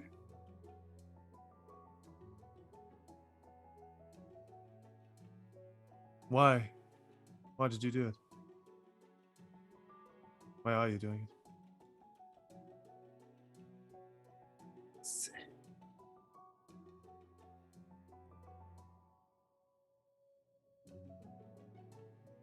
It was thrilling. It was this person there. sophisticated and intelligent, and they helped me make lots of money. I don't know. It just sort of happened, but now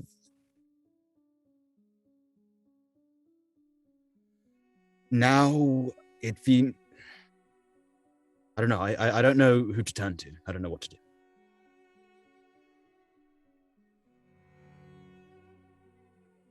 Can I get us something to drink?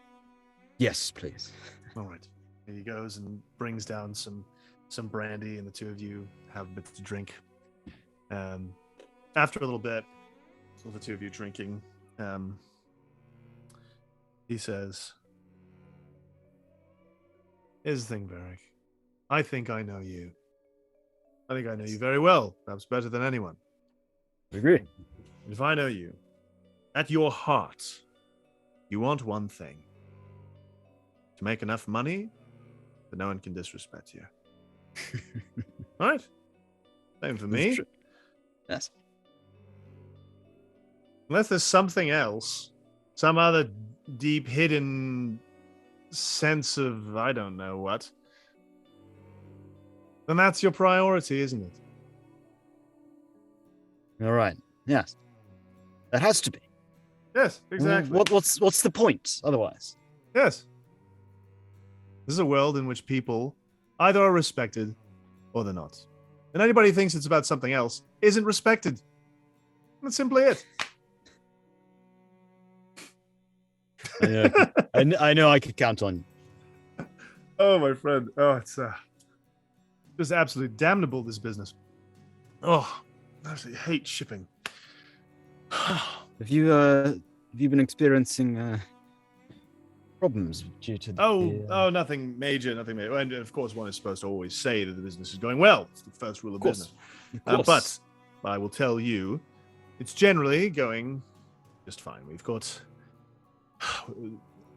storing some of the things that we've been obtaining in some cheaper places, and those places happen to be experiencing power outages due to the lack of Leviathan oil. So we've lost a couple of shipments. Anyway, it's all dreadfully boring.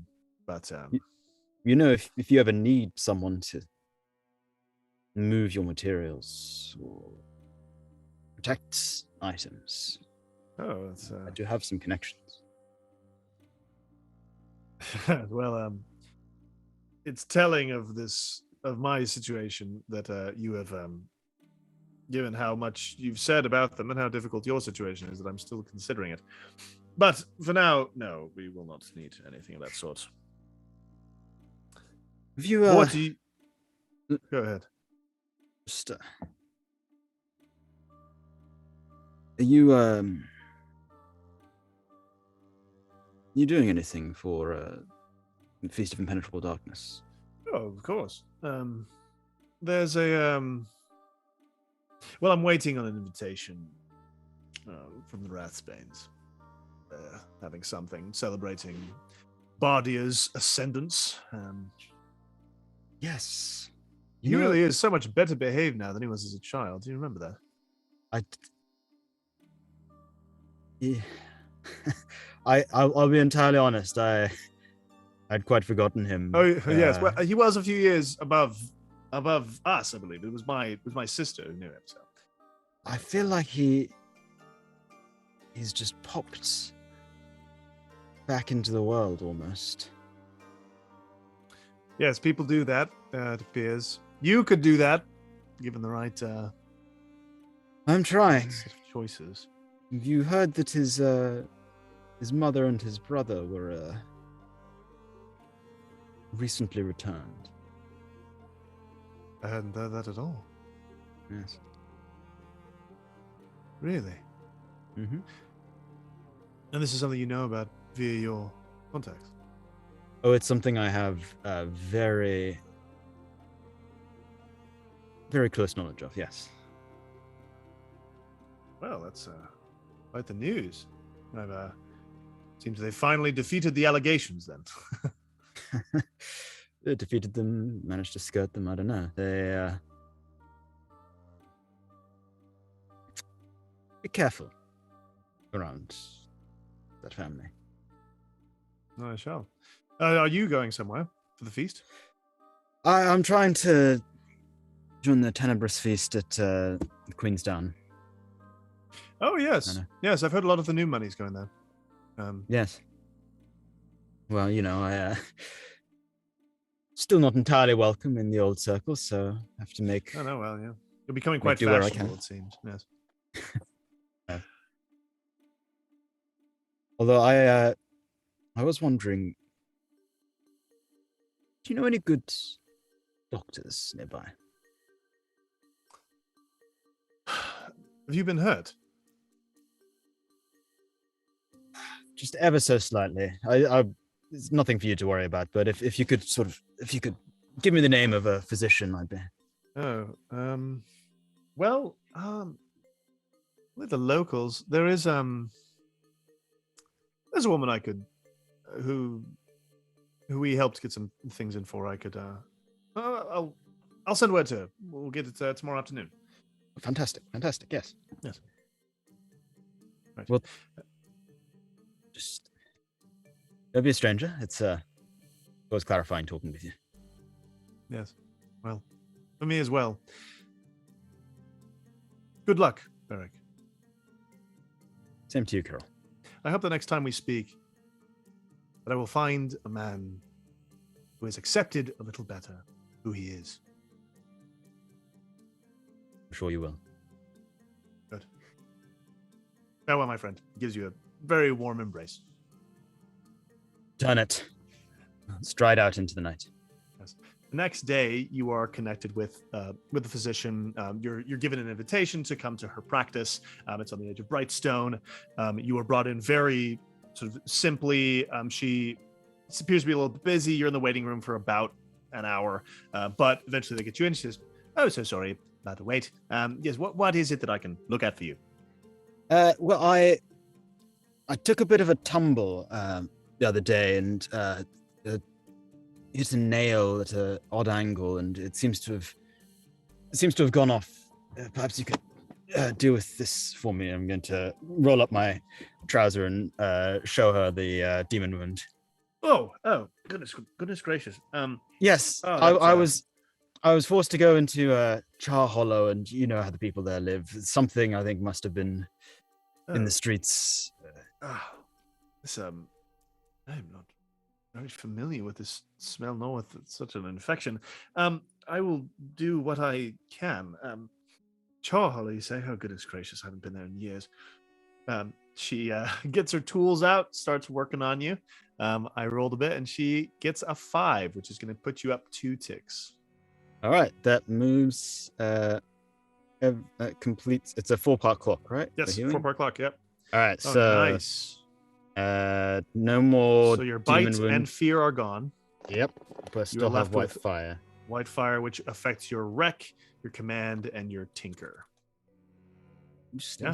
Those anyway. You're feeling, it's not exactly a pleasant visit, and it's there's something a bit hollow about interacting with a woman who doesn't, smack you in the place where it hurts after treating you. There's something missing about that. She didn't even stick me with the needle. Yeah, but you step out into the evening. Yeah. What's next? I have no more downtime activities. I'm ready to party. Perfect. I do have one more thing I plan to do. Great. Was it, Go for Kristin, it. did you have something you want to do quickly beforehand, or no? Yeah, I do have one more downtime action, and Okay. I don't think we need to play this out that much, but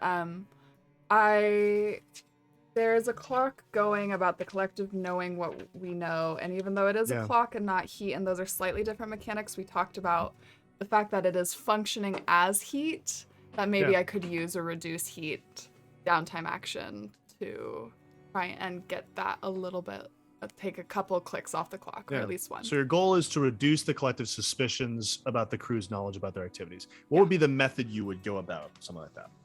I was thinking about maybe sending a letter. Casimir, a long time ago, while we were fishing a boat out of the ice, mentioned that he'd love to come by the Yellow Parrot sometime. I think, if I'm remembering correctly. Yeah. Yes. And I'd love to invite him and maybe also send a letter to Varric, I think, as sort of a person who can impress the collective and is on the collective side, and get them together in the Yellow Parrot for a chat and a beer, and just acting as if all is normal and good, and playing the Fleur Duval hostess character. Yeah. Yeah. So you're writing this letter, you're getting this all, official looking, not sure what any of the way you express yourself, but what action would you think appropriate for trying to convince here? Yeah, gosh, would it be a sway? Likely so, since it's a little bit dishonest. Great. I'd love it for it to be a sway. Right. Yeah. I could aid you in that if you'd like. That'd be great. Yeah, I think maybe I even consult with Varric on the letter writing itself. Yes. Okay. I mean, and I'd love to get him in here for a chat. I think it's so important that the collective see what's happening at the Yellow Parrot, and Varric maybe gives some input on the letter. Yes, yeah, and who am I speaking to right now? Mrs. Duval. Yes, sorry, Mrs. Duval, of course, yes. I mean, who else? Right. No, foolish of me to ask. Yes. Oh, that's a 6. All right. Yeah, You are rolling so well tonight. It's Yeah, you're awesome. killing it. It's true. Yeah. I mean, I've gotten a lot more. of help, and I have pushed myself twice, but yeah. Yes. Wow. Or maybe great. Carson's dice are just lucky. Not when I roll them. You send this letter off to Casimir, and within a couple of days, receive a letter in return in a black envelope that is written in a very calm hand, and is absolutely prolific in its thanks for your invitation. Says, Mrs. Duval, it has been at many times my absolute and deep pleasure to visit your establishment, and I hope that in days very soon to come that I have the occasion to do so again. It, however, pains me to say that in the preparations for our next party, I simply do not have the time. Thank you so much. We're going to reduce that clock by 1, so it is down to 6 of 9. The reason that I would reduce it in effect is that, just to justify it, is that this totally could be the ploy of someone looking to entrap Casimir, and he would be very aware of such a possibility. Yeah. Get him alone and slit his throat, So, maybe. so it's a little bit reduced in effect just because of that. No, If that's does fine. that seem fair? That seems more than fair. Great. I don't know why anyone would want to slit his throat, though. Yeah, Certainly not Fleur. Fleur Nice never- guy.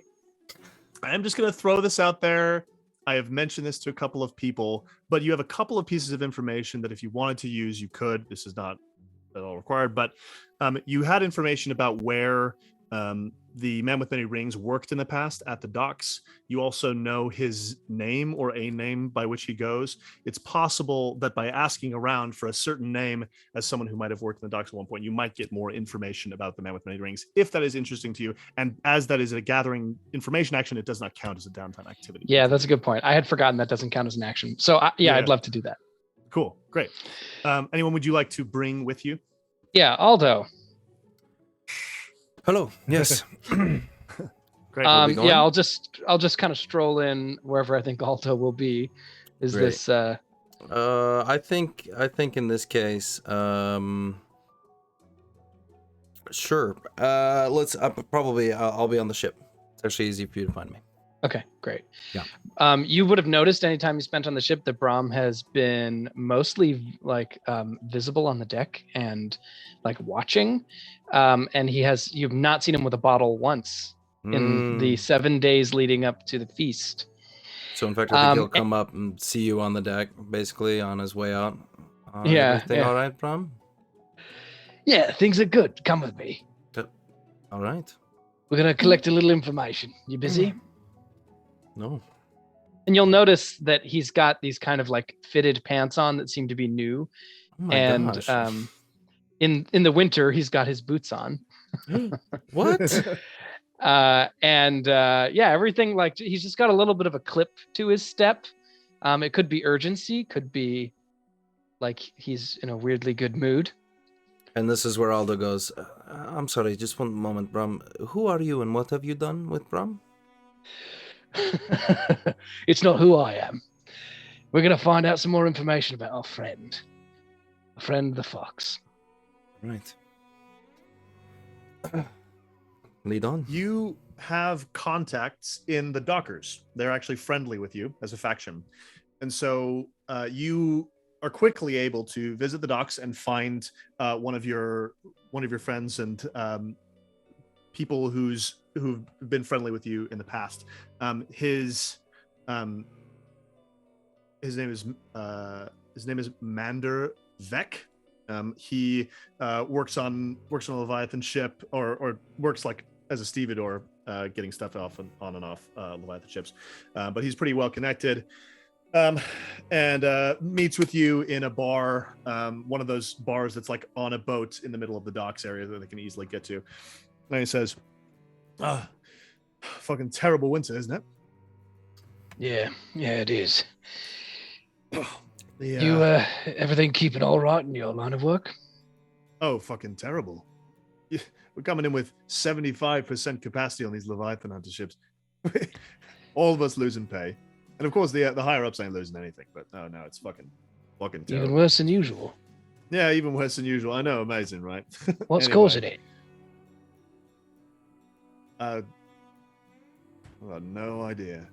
You and the Lords Almighty, man, they would know. Are they skimming some off? Are they selling it contraband to other cities? Are they? Who knows what they're doing? But whatever's going on, they're not getting the blood. So. I'll like roughly call for a drink for him and say, thank you. I'll be honest, we're looking for a particular bit of information. I thought you might be able to help us. Tell me. We wonder if it's possible you ever work alongside or around or for a man who wore makeup. Basil was his first name. We certainly got types who wear makeup. People embarrass the scars and stuff. But most don't on the docks, but some do.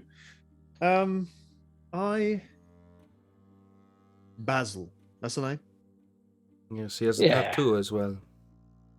Yeah, now you're making me look up the description, just like way back in our DMs. Right. Yeah. You describe a man who has a scar, who may have had an injury to an eye in the past, someone who may walk with a limp.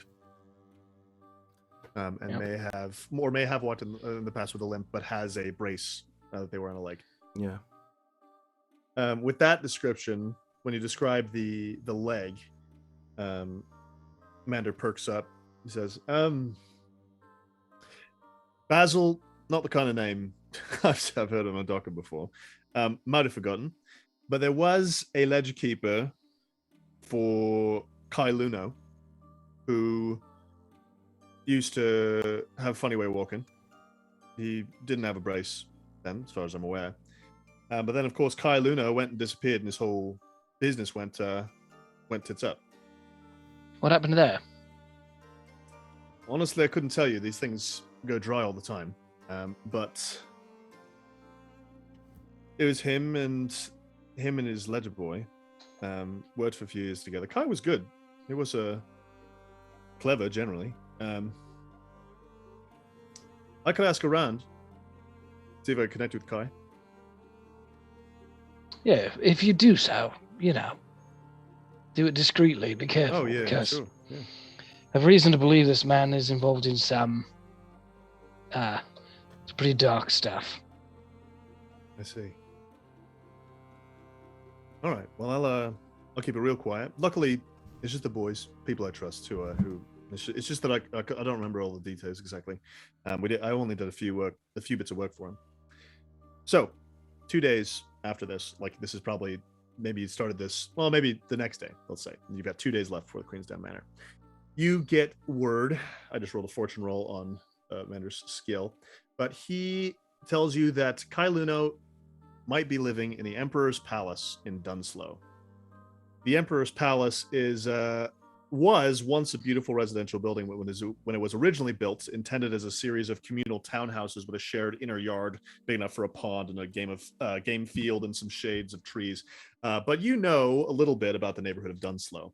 It exists in the hulking shadow of Iron Hook Prison. The streets are silent save for the bloody coughs of the consumptive and the subdued haggling of addicts.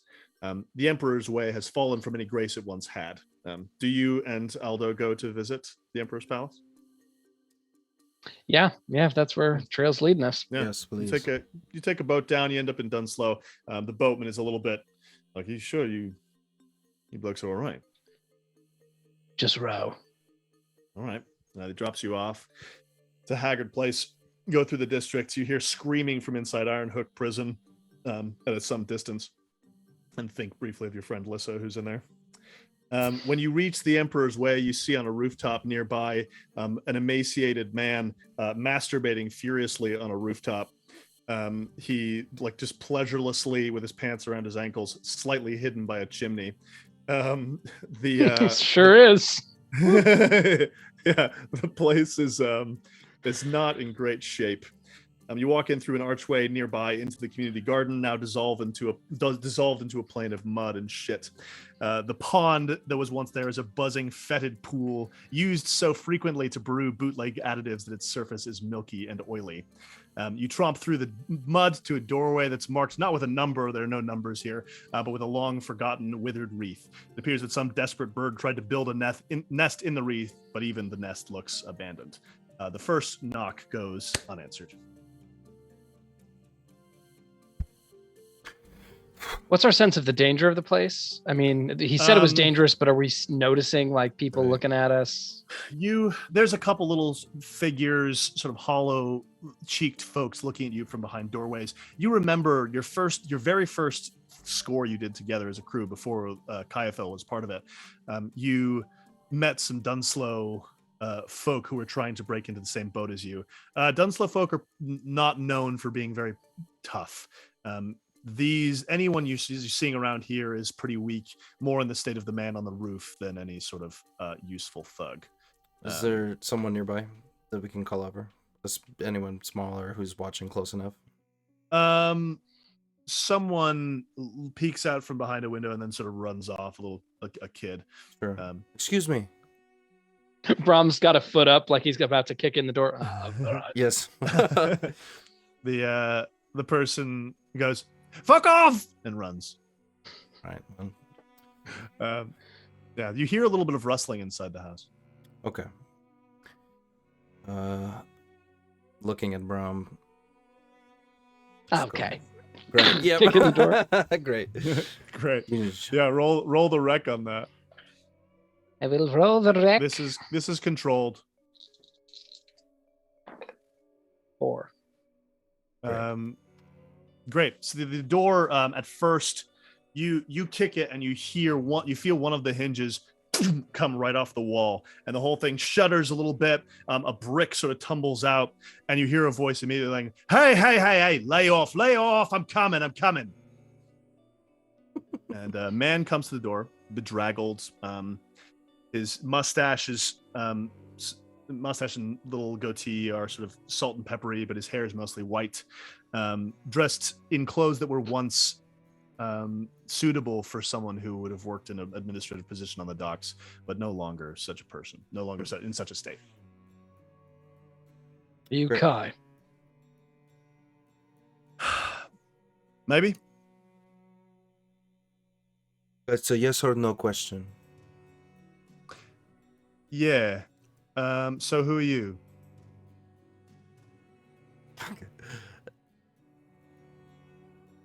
We've come to talk about someone you used to work with. We just need some information. Heard a story down at docks. Needed some clarifying details. I'm sure you can provide. He looks at you, at the weapons that you're carrying, I assume. Yeah. And looks left and right and sprints back into his house.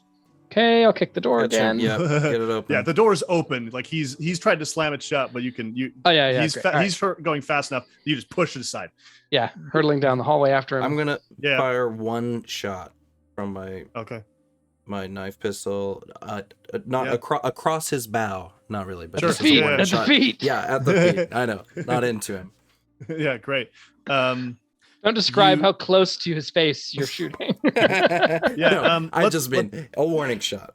Let's make a finesse on that. Just he's lower tier than you. It's likely that you'll make it, but so increased effect, but make the shot. Okay, a 4. Okay. It's a small gun.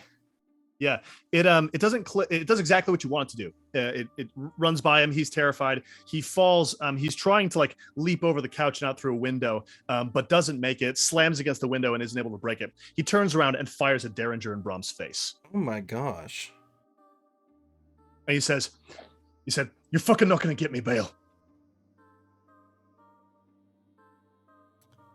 So you can make a resistance against this Derringer shot if you'd like.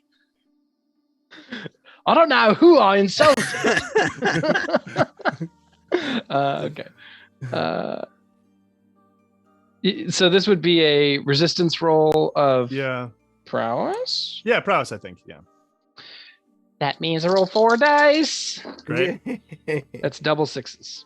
Okay, amazing. Cool. Yeah, so he fires, but it's a wild Catch it in shot. your teeth. It smacks into the smacks into the ceiling. A bunch of plaster falls down, and he says, "I know you're working for him. I know you're working for him. Just finish it." We're not working for Basil. Is that who you're talking about? So he committed to that, did he? I have a feeling you and I are on the same side. But why don't we get some details just to make sure? He looks at the door. He says, "You help me put back in place." I'll hand him my flask and start putting the hinges, like dropping the pins back into the hinges and getting the door in place. Right.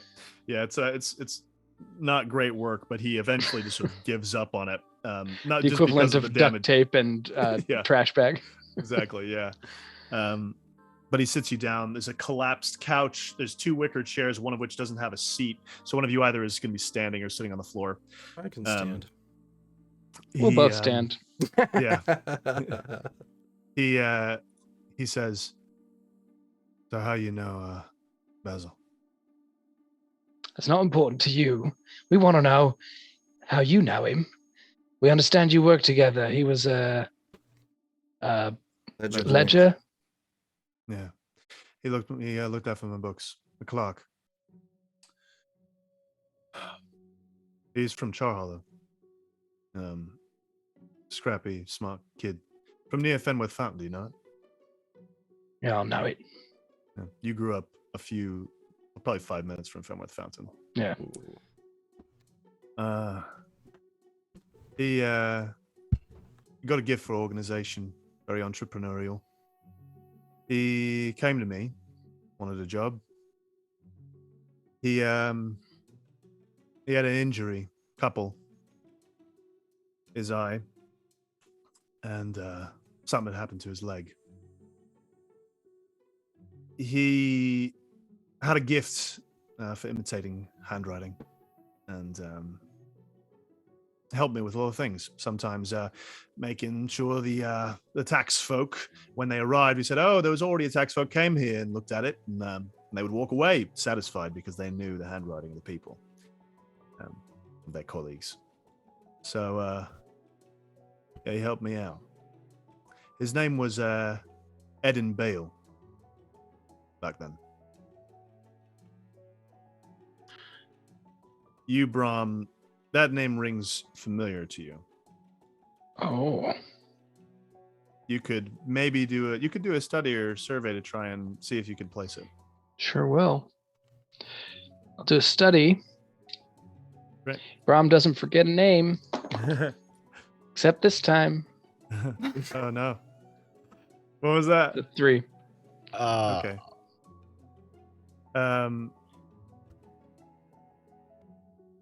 So of course, I only learned the most basic of the detailed. Yeah. No, I'll give backstory you. I'll information. give you a little bit because it's really it's familiar to you. You knew knew a couple who were addicts and who just rode the line between any sort of actual financial subsistence and living in homelessness. And you vaguely remember that they had a kid about 3 or 4 years older than you. And you remember that kid would go and beg for money for them. And one day that kid made enough money that some other kid came for him and stabbed him both in the eye and in the leg. There was a big fight, and that kid, the Bale's son, killed the other boy. And Eden? you don't... Eden. Eddin. You get a sense that Kai has some of the narrative himself. And he says, oh, the boy used to talk to me about how his parents, they used him. And so when he realized he could, he started using them, sent them out getting money for him. And he was good. He helped me out a lot until he stole all my money and got me arrested for it. That's the last I know of Basil Edivane, as he started to call himself. Edivane. Edvane. Sort of poor reversal of Ed and Bale. Okay. And you never heard one more word from him? Never seen him? All I know is he wants to make sure that this kind of conversation doesn't happen. I know his parents died a couple of years ago. I came here because I wanted to make sure I wasn't found and that I could make enough money to get off of this fucking island. Well, I assume he's gotten himself in a higher place than this. You might say that for now. He told me he told me he was gonna get himself something made, something for his leg. And he said idly that he wanted to make it look like he couldn't. He wanted to get something so good that he could make it pass like he couldn't walk. But he wanted to get something that would fix it. Wanted to be able to surprise people.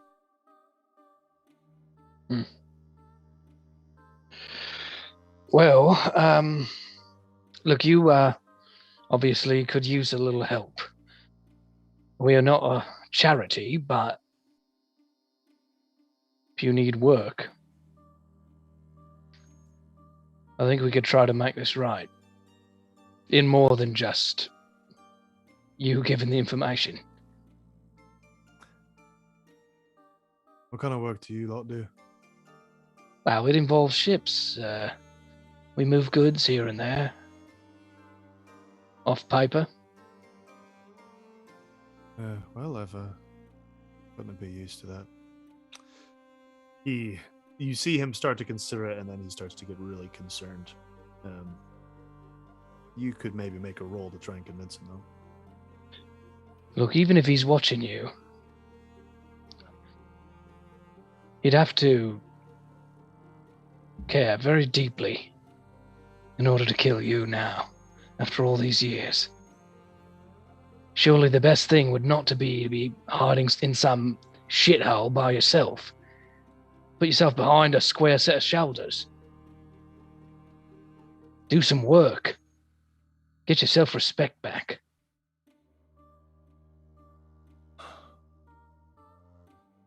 Yeah, what do you want to roll on that? I'll roll sway. Great.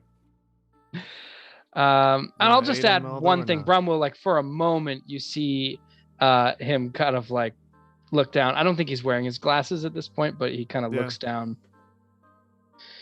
And when he looks back up, there's like a little glimmer in an eye, and he says, "You're not the only one who is framed for something this fucker did.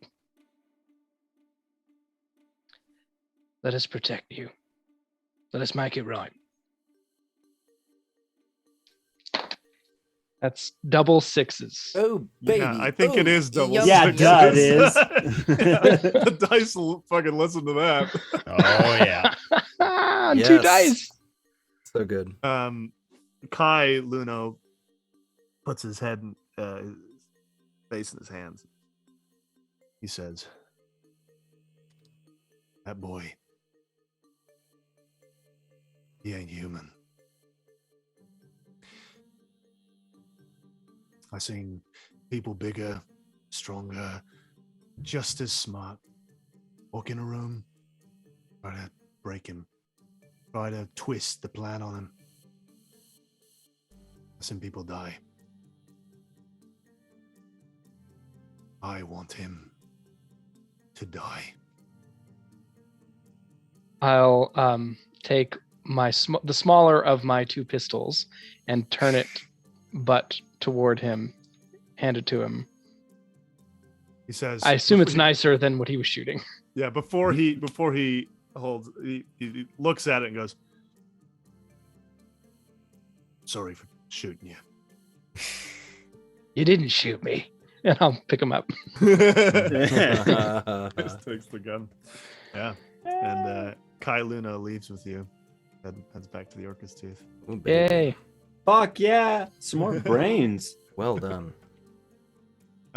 So it looks like we're getting close to ready for the Queensdown Manor score. Anything else that anyone wants to do? Any scenes? Yeah, tell me what's going on. I think before the score, I don't know. I have something right before the score. I think I'll wait. Okay. Anything? Yeah. Anything not right directly before Jamie? Yeah, I'd like to go to the corner cafe Okay. a day or so before the score. Great. Yeah, try to find Stag. Great. Yeah, let's make a. So you get in. You don't immediately see her. You could talk to some staff, see if you might be able to get in touch with her. Yeah, I'd sort of find one of them. Is the owner of the establishment anywhere around at the moment? And you I'm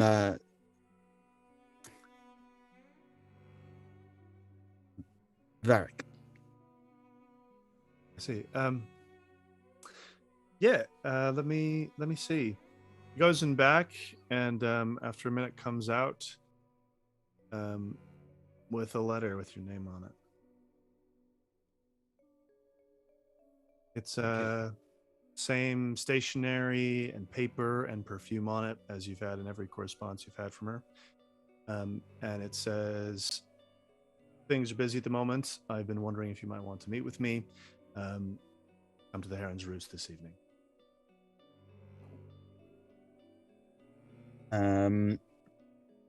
You know, look around for Robert Boom in the corner cafe as well. Sure. Yeah, he's here.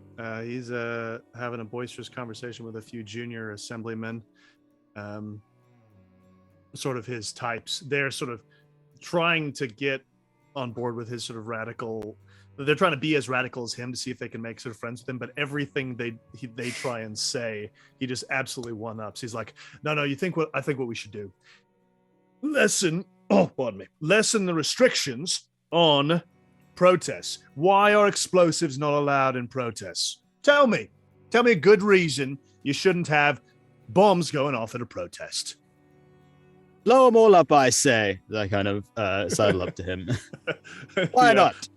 One of the junior assemblymen gets, and Boom says, "Quite right, quite. Ah, yes. Come, sit. Let me get you a drink. Yes. Tell me what more you were saying." And the others like slowly realize that this is just a doomed conversation. They head off their own direction. leaving you and Robert.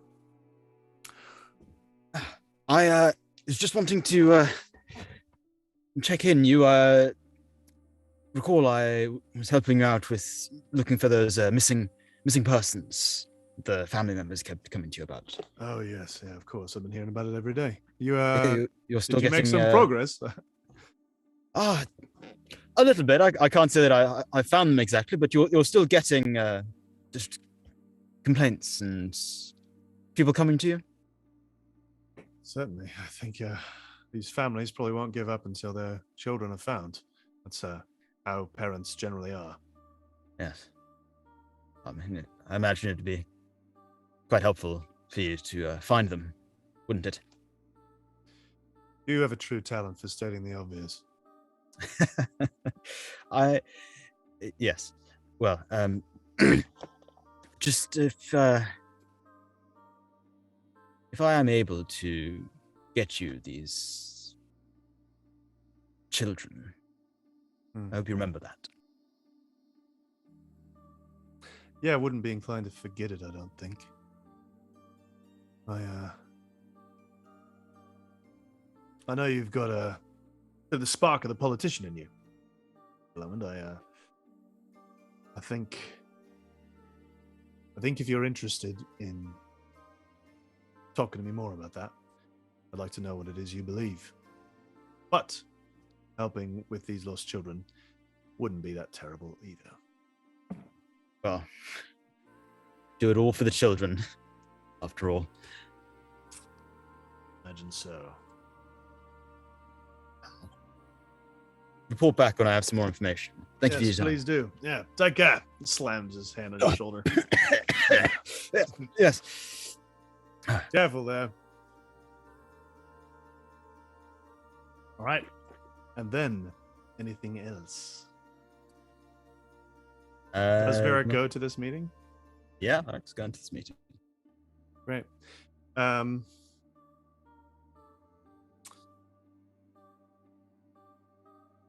So you head your way down to Night Market.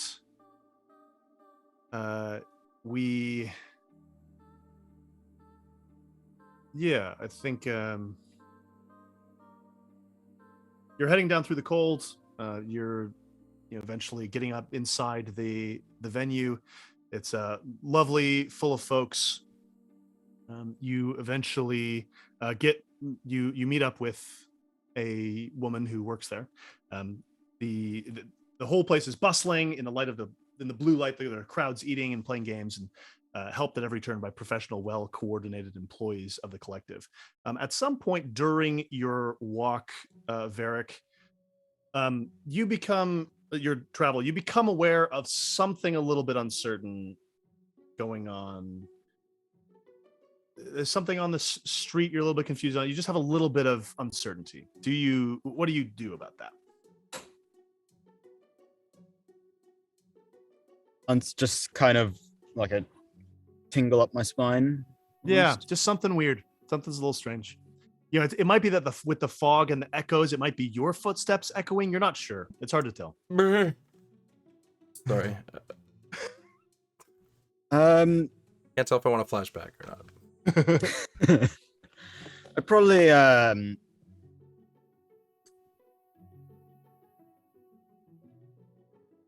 try to surreptitiously glance around myself, see if there's anyone around me. Yeah, let's make a study. Sure. It's going to go swimmingly. I did. Good ideas. All right. It's a 3. Okay. There's another roll happening. For the moment, you can't tell exactly what's going on, but there is there is someone who might be watching you.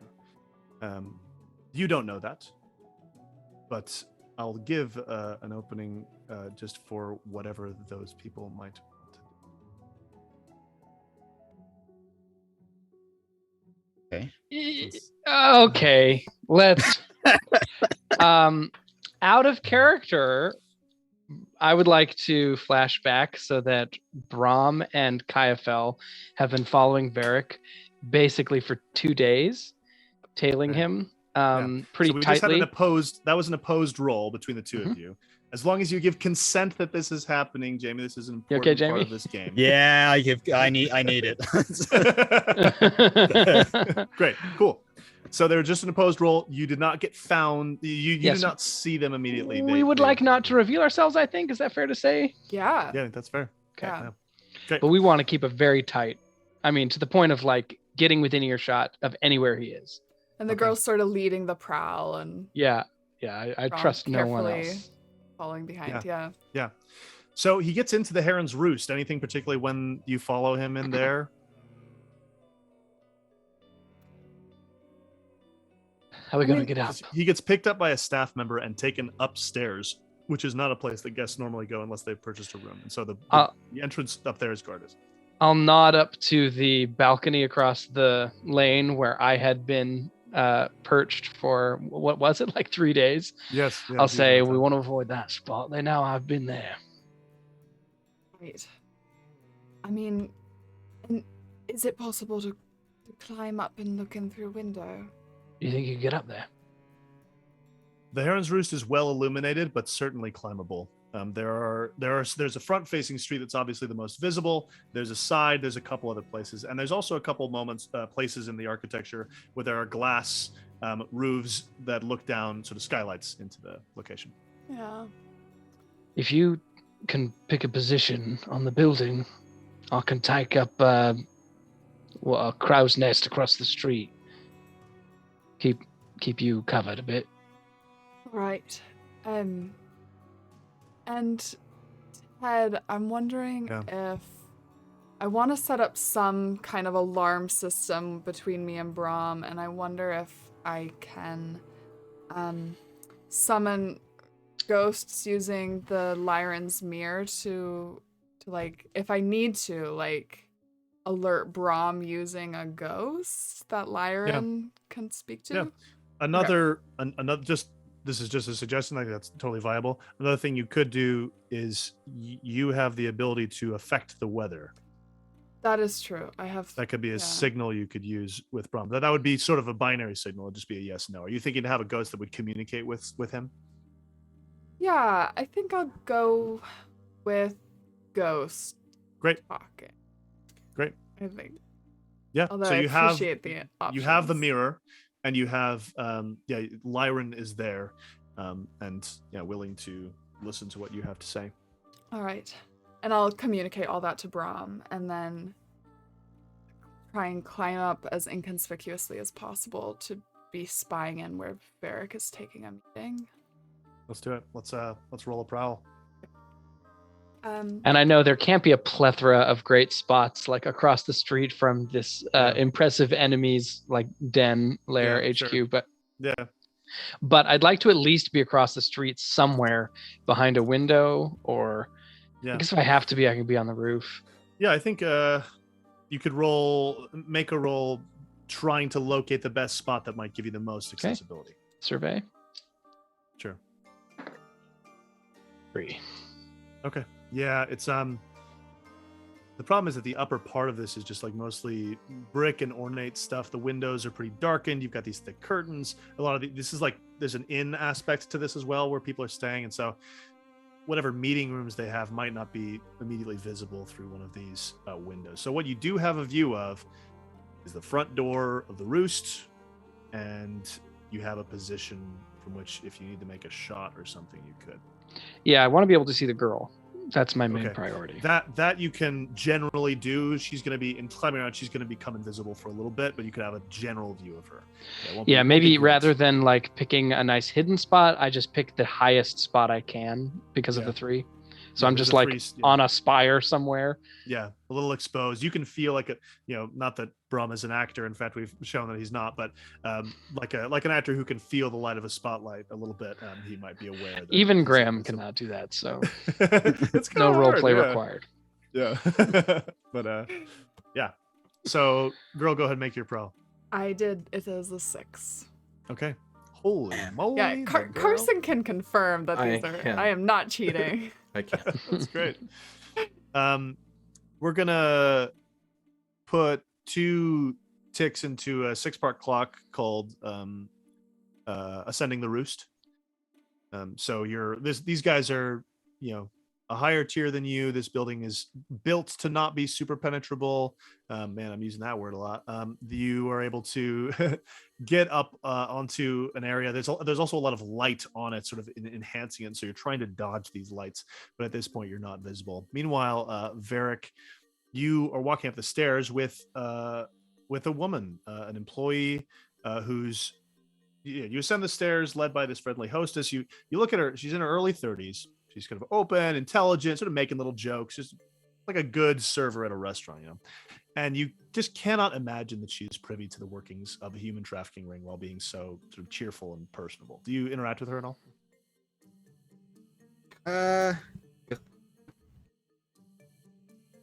Yeah. I laugh along at her jokes and kind of the salary good here. You wouldn't believe. I've been other places, worked for a lot of folks, little restaurants. Nothing like this. It's great. Yeah. Interesting it's clientele, I'm amazing. sure. It's amazing what a little bit more money will make you glad to do. Believe you me, I know. Yeah. So you're meeting with the stag, right? We've got a room for you. Yeah, that's right. Yeah, so Right. Let's get another roll on your climb. Okay.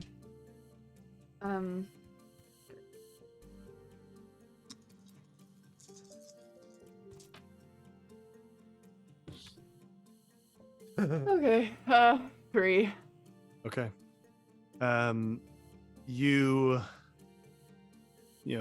Once again, none of these things are built up to code effectively. So there's a little bit of a rusty bit of railing, maybe on a neighboring building. Like the roost itself is nice, but you're sort of hopping over somewhere else, and it collapses a little bit, and you find yourself like half tumbling. You're grabbing onto this thing, but dangling now in like pretty open light, and you hear someone down on the street say, "Oh, is she all right?"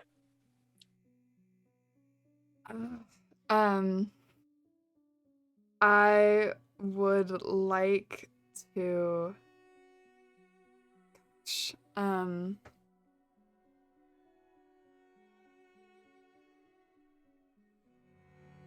Okay, so I have an ability to control the weather. Yes. Is there a way that I can create a fog around me and try and continue to scramble up, like bring in some clouds here? Sure. The clouds, sorry, are for the purpose of distracting? No, for the purpose of concealing primarily. Oh, so you're bringing clouds like around the Heron's Roost. Yeah, like a fog, a thick Yeah, fog. There's a thick fog going in the city right now. Yeah, that wouldn't be surprising to anyone. So just gathering yeah. in that cloud, like thick and around me. Yeah, it sort of fills, and Varric, as you're walking by the window, you see this fog rolling in, filling the window of the Heron's Roost. I realize that might obscure Bram too, though. Yeah, he's sort of blocked from being able to see it, at least for now. But with that fog, you're able to get up and get on top of the Heron's Roost, and you see there's a few skylights. And one of them, you get a glimpse of a door opening and Varric walking in. It is the woman who's been letting you in sort of says, "You just wait here." She brings you into the place she calls the Marble Room. You see a big painting, an expressionist scene of 3 figures hiking up a red and blue mountain made of jagged brush strokes. The figures have reached a vantage point and are looking at a vista behind the viewer. She leaves, and eventually, Varric, unless there's anything, just after a couple minutes or so, you. No, okay. Is there anything else in the room outside of the painting? Yeah. There's a big table. There's a seats around it. You can make a survey to maybe learn a little bit about the room. Sure, yeah, I'll make a survey. I'm bad at that, but That's a 4. So Okay. You see a silhouette in the skylight. The girl, since lightning reflexes are one of your abilities, and I'm being very good at remembering it this session, you can choose whether or not you disappear or whether Varric becomes aware of your presence, aware that it's you. I would. Yeah, I'd like Varric to be aware that it is me, and I'll bring out a knife, and it'll glint in the moonlight. Yeah. And you pull back maybe your hood, and you see Kaifel's hair falling, and you get a glimpse of her. Is this a menacing gesture? Is this a protective gesture? Oh, I think it's a little menacing. Sure. Yeah, I'd like him to know that I know that he's here in the Heron's Roost without the rest of us knowing. Yeah. What is happening? Ted's twisting all my ends to nothing. But no, nothing. So you are interrupted by you're looking up when the door opens, and you immediately get your move your head so you're not. As soon as the visible. door opens, I'd like to sort of yeah. I mean, I'd like to be able to see who's entering. Yeah, absolutely. There's a man about Varric's size who enters the room. He's dressed really well, sits opposite you. He says, "I am afraid our mutual friend will be delayed. She has asked me to speak to you in the meantime." His hand, adorned with rings, clacks onto the table.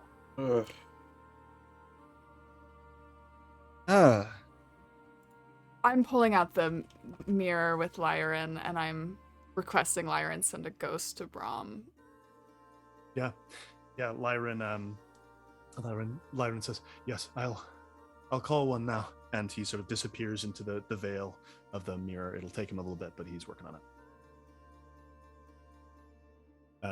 Basil, looking at you, Varric, says, "I'm really quite sorry for the inconvenience." I mean, that's right. I'm happy to wait for her if she's going to be here shortly. It's possible. Yes, it may be some time. As you know, there's a lot going on. Yeah. Yes. And out of character, I know Basil, right? Like I've had him described to me. I know that. Yeah. This is, know who this is. Yeah, this is the man with many rings. Yeah, I think the collective dossier got explained to you. This is not a mystery character. Yeah. Would you like a drink? You know what? I would love one. Wonderful. We'll have one sent for. The door doesn't open. Nothing happens, but in moments, like he doesn't get up, but in moments, a couple drinks come in on the silver tray and are laid down for you. He says, he puts down a wine that you prefer. What is Varric like? Rosé. Yeah, it's a really nice rosé. That was Varric. And Basil drinks as well. It's a very bold painting. Do you know what it is exactly? I believe that's the stag. You see that figure at the front of the three. Oh, really? Yeah, I believe she commissioned it, if I remember correctly. An art connoisseur and a talented businesswoman. One must try to be all things, don't you think? Yes.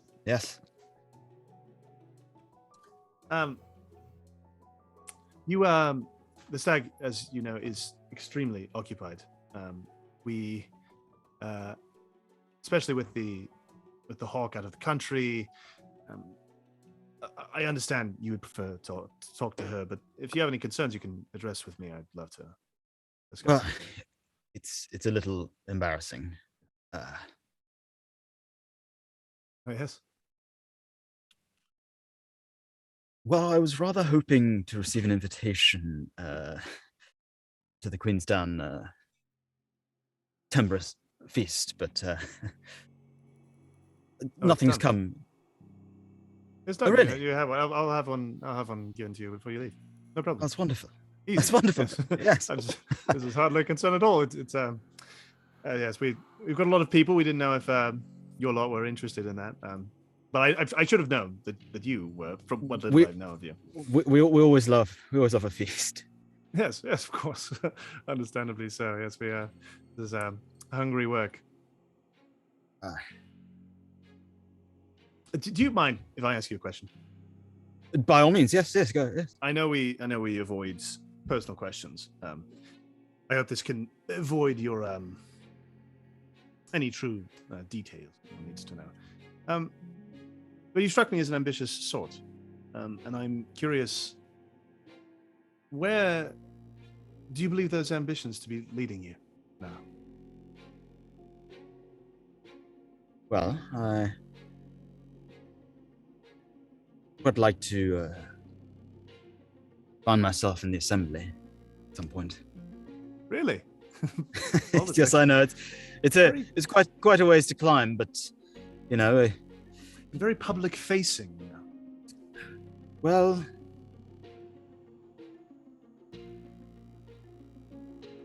I don't particularly want to be operating with my fingers in, you know, other people's dirty laundry. At least not as directly as I may have been forced to recently. What have you been forced to operate with that you've found unsettling? Well,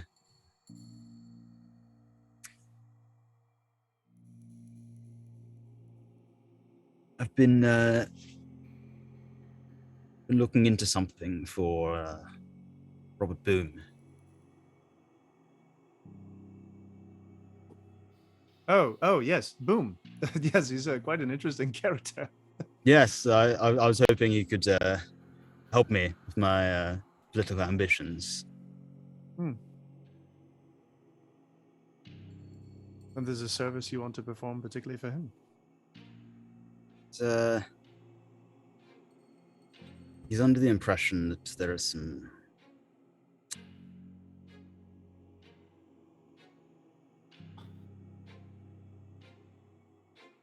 people going missing from his district. I have a question for the girl, which is that Yeah. would you like to have some method of being privy to this conversation? Yes. I was wondering if I could. I don't like. This is a skylight. Could I crack it? Is there a way I'm hearing it through the window pane? Yeah, I think with a little bit of searching, you're able to find a gap in it that you're able to open just enough that you're able to faintly get out the major fixtures of what's being said. Probably about halfway through what we've just heard, a ghost slides through the fog behind you, Kayafel, and you're able to feel it moving towards Bram's direction.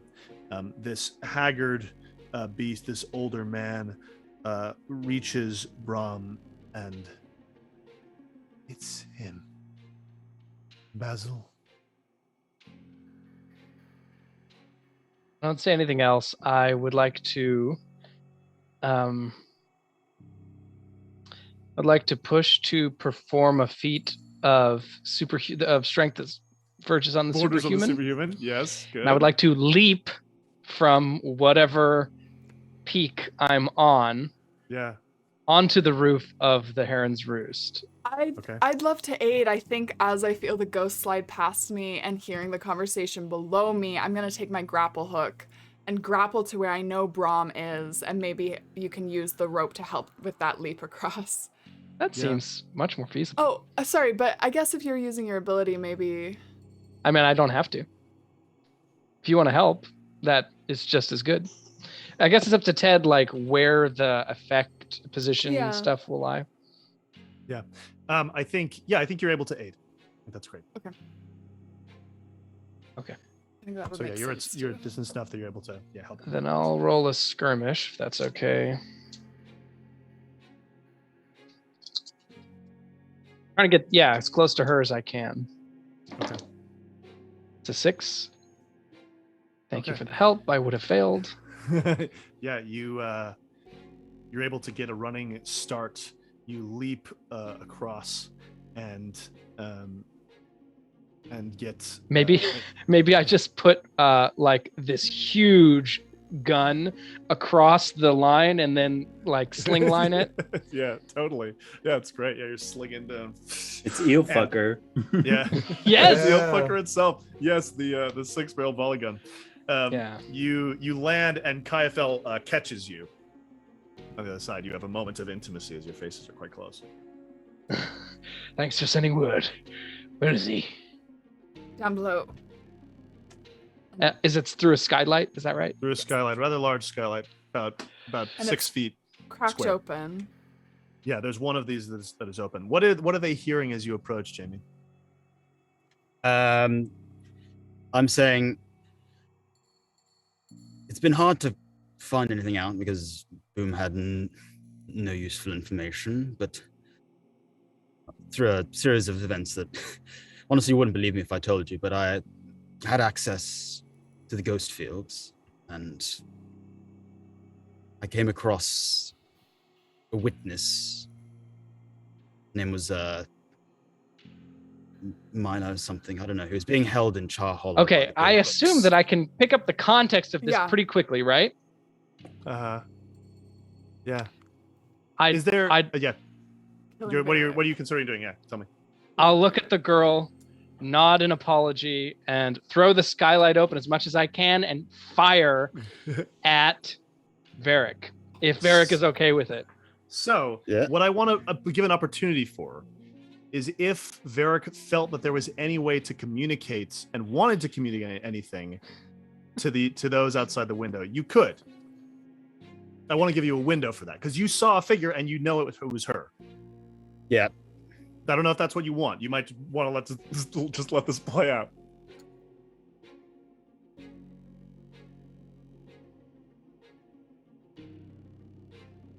I don't know how I would communicate. We can activate flashbacks here. I guess something I would be trying to do is if I could have a hand behind, I don't know, just fingers crossed behind something to indicate a lie.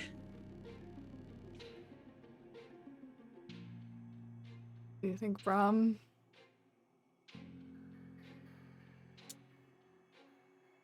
And is there, I mean, just hypothetically, is there any scene, any moment that might have prepared Bram for something like this, or the girl? I mean, I can tell when people are lying, but the thing, Varric is technically saying everything that is true. Like, yeah, his lips aren't yes. flapping. all of that is correct. I did not hear about Milo through the ghost fields. That and is I- true. he's Oh, not- that's true. That is true. That's a very actually. specific lie, and that is an interesting one that you're completely aware of, partially because Yeah, you were that's there. true. Yeah, And you can tell that he's not telling the truth about that. true. That's true. But you could, yeah, I don't know. And wait, Do you say was he in Coleridge? Milo? Yeah. No, not remotely. Okay, that's also where I said he was. What?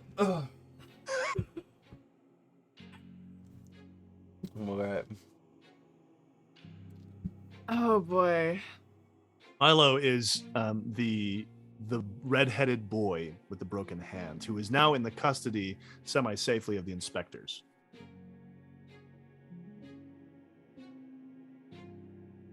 Is it enough? Is the crossed fingers enough, Bram? I'm not sure it is for Kaiafel. Careful, may, yeah. Did you mention that he's not telling the truth, or is that apparent to Bram? I don't know. This is like a comedy of error or a tragedy of errors here. Yeah. I think a little bit of information probably flashback could have like just eliminated this entire scene, but given what's happening, I don't think Bram would change a thing. Yeah. Blast him, Bram. Do what you gotta do. You okay, Jamie? Yep, go do it. And I mean, where are you shooting? Not my face, not my face. That was a Yeah. beautiful face.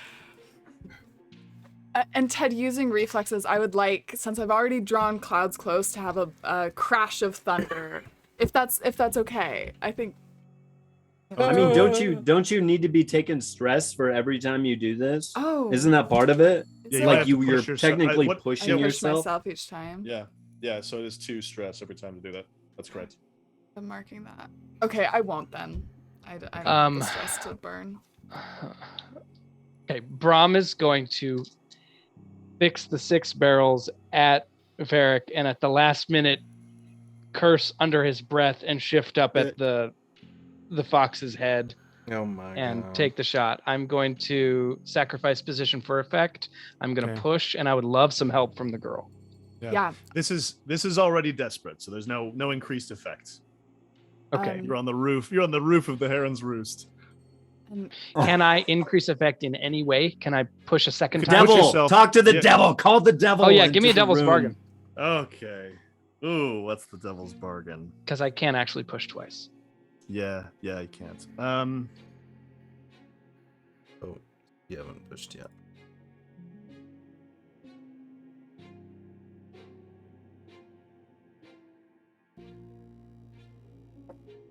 I think the devil's bargain has to be.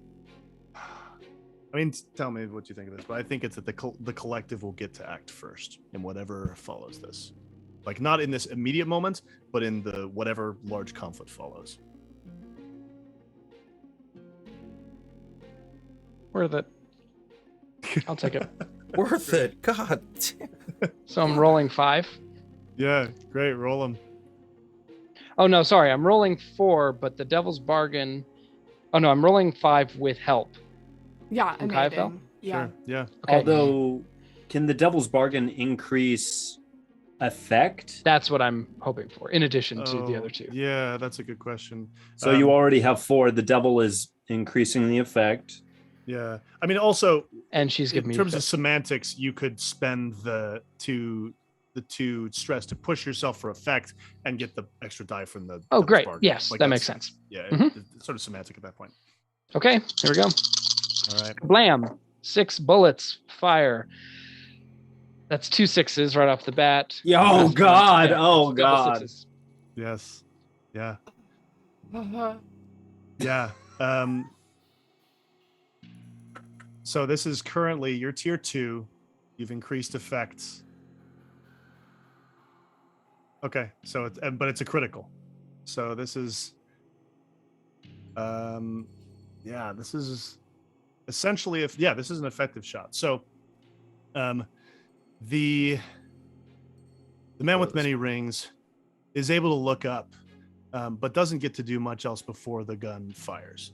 He looks up at you. The 6 bullets fire out of the volley gun.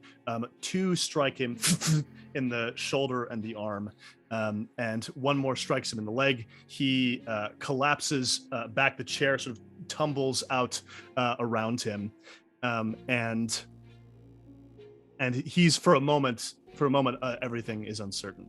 The doors slam open, and 5 men, including Casimir, walk into the room. And that is where we'll end our session for tonight. Can we flashback Hix in? Oh, Oh. Seriously. What was that? Sounds like Varric started a score again. This happened before. yeah. I know. I had everything under control. Oh my gosh. Wow. Oh Oh my my God. gosh. Like, what the fuck just happened? Whoa. Oh my God. Oh my gosh. Gonna get some rewrites before next session.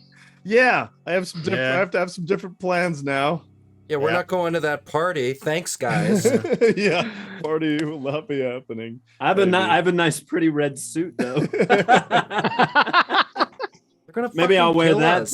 to the score. Like I'm having dinner at the Heron's Roost that night in my new threads or whatever. We're dead. Oh my gosh, guys, that is. That was Oh fucking my- awesome. Like, well Yeah. done, everyone. Yeah, That was wow. nuts. That was nuts. Yes. Oh And I feel just like I brought again and again to this point this season where I'm like, I have no idea what happens next. So, I'm excited to see. That's the what idea. happens next. Yep, that's the idea. That's exactly the idea. Yep. Thank you all so much. That was so exciting. Yeah, very cool. Thanks for watching. Those who are watching now and later. Wow, what an exciting session. Do we have any announcements on the Ghostlight level? I don't think so. I don't have any Animon Stories at the moment. Yep. Yeah, if you haven't watched it, check it out. It's great. Check out the YouTube channel if you want to see our past episodes. Is there a command for that? Bing. Yes, there is. You can go check out the previous stuff. We've got now hundreds of hours of games you can watch, all set up in playlists. You can listen to them while you're walking the dog, at work, in the shower. Great. Yeah, on a road trip. Yeah, the Contraband is on there. You can watch it all the way through. It's great. It's also been time stamped if you're doing archaeology of character moments.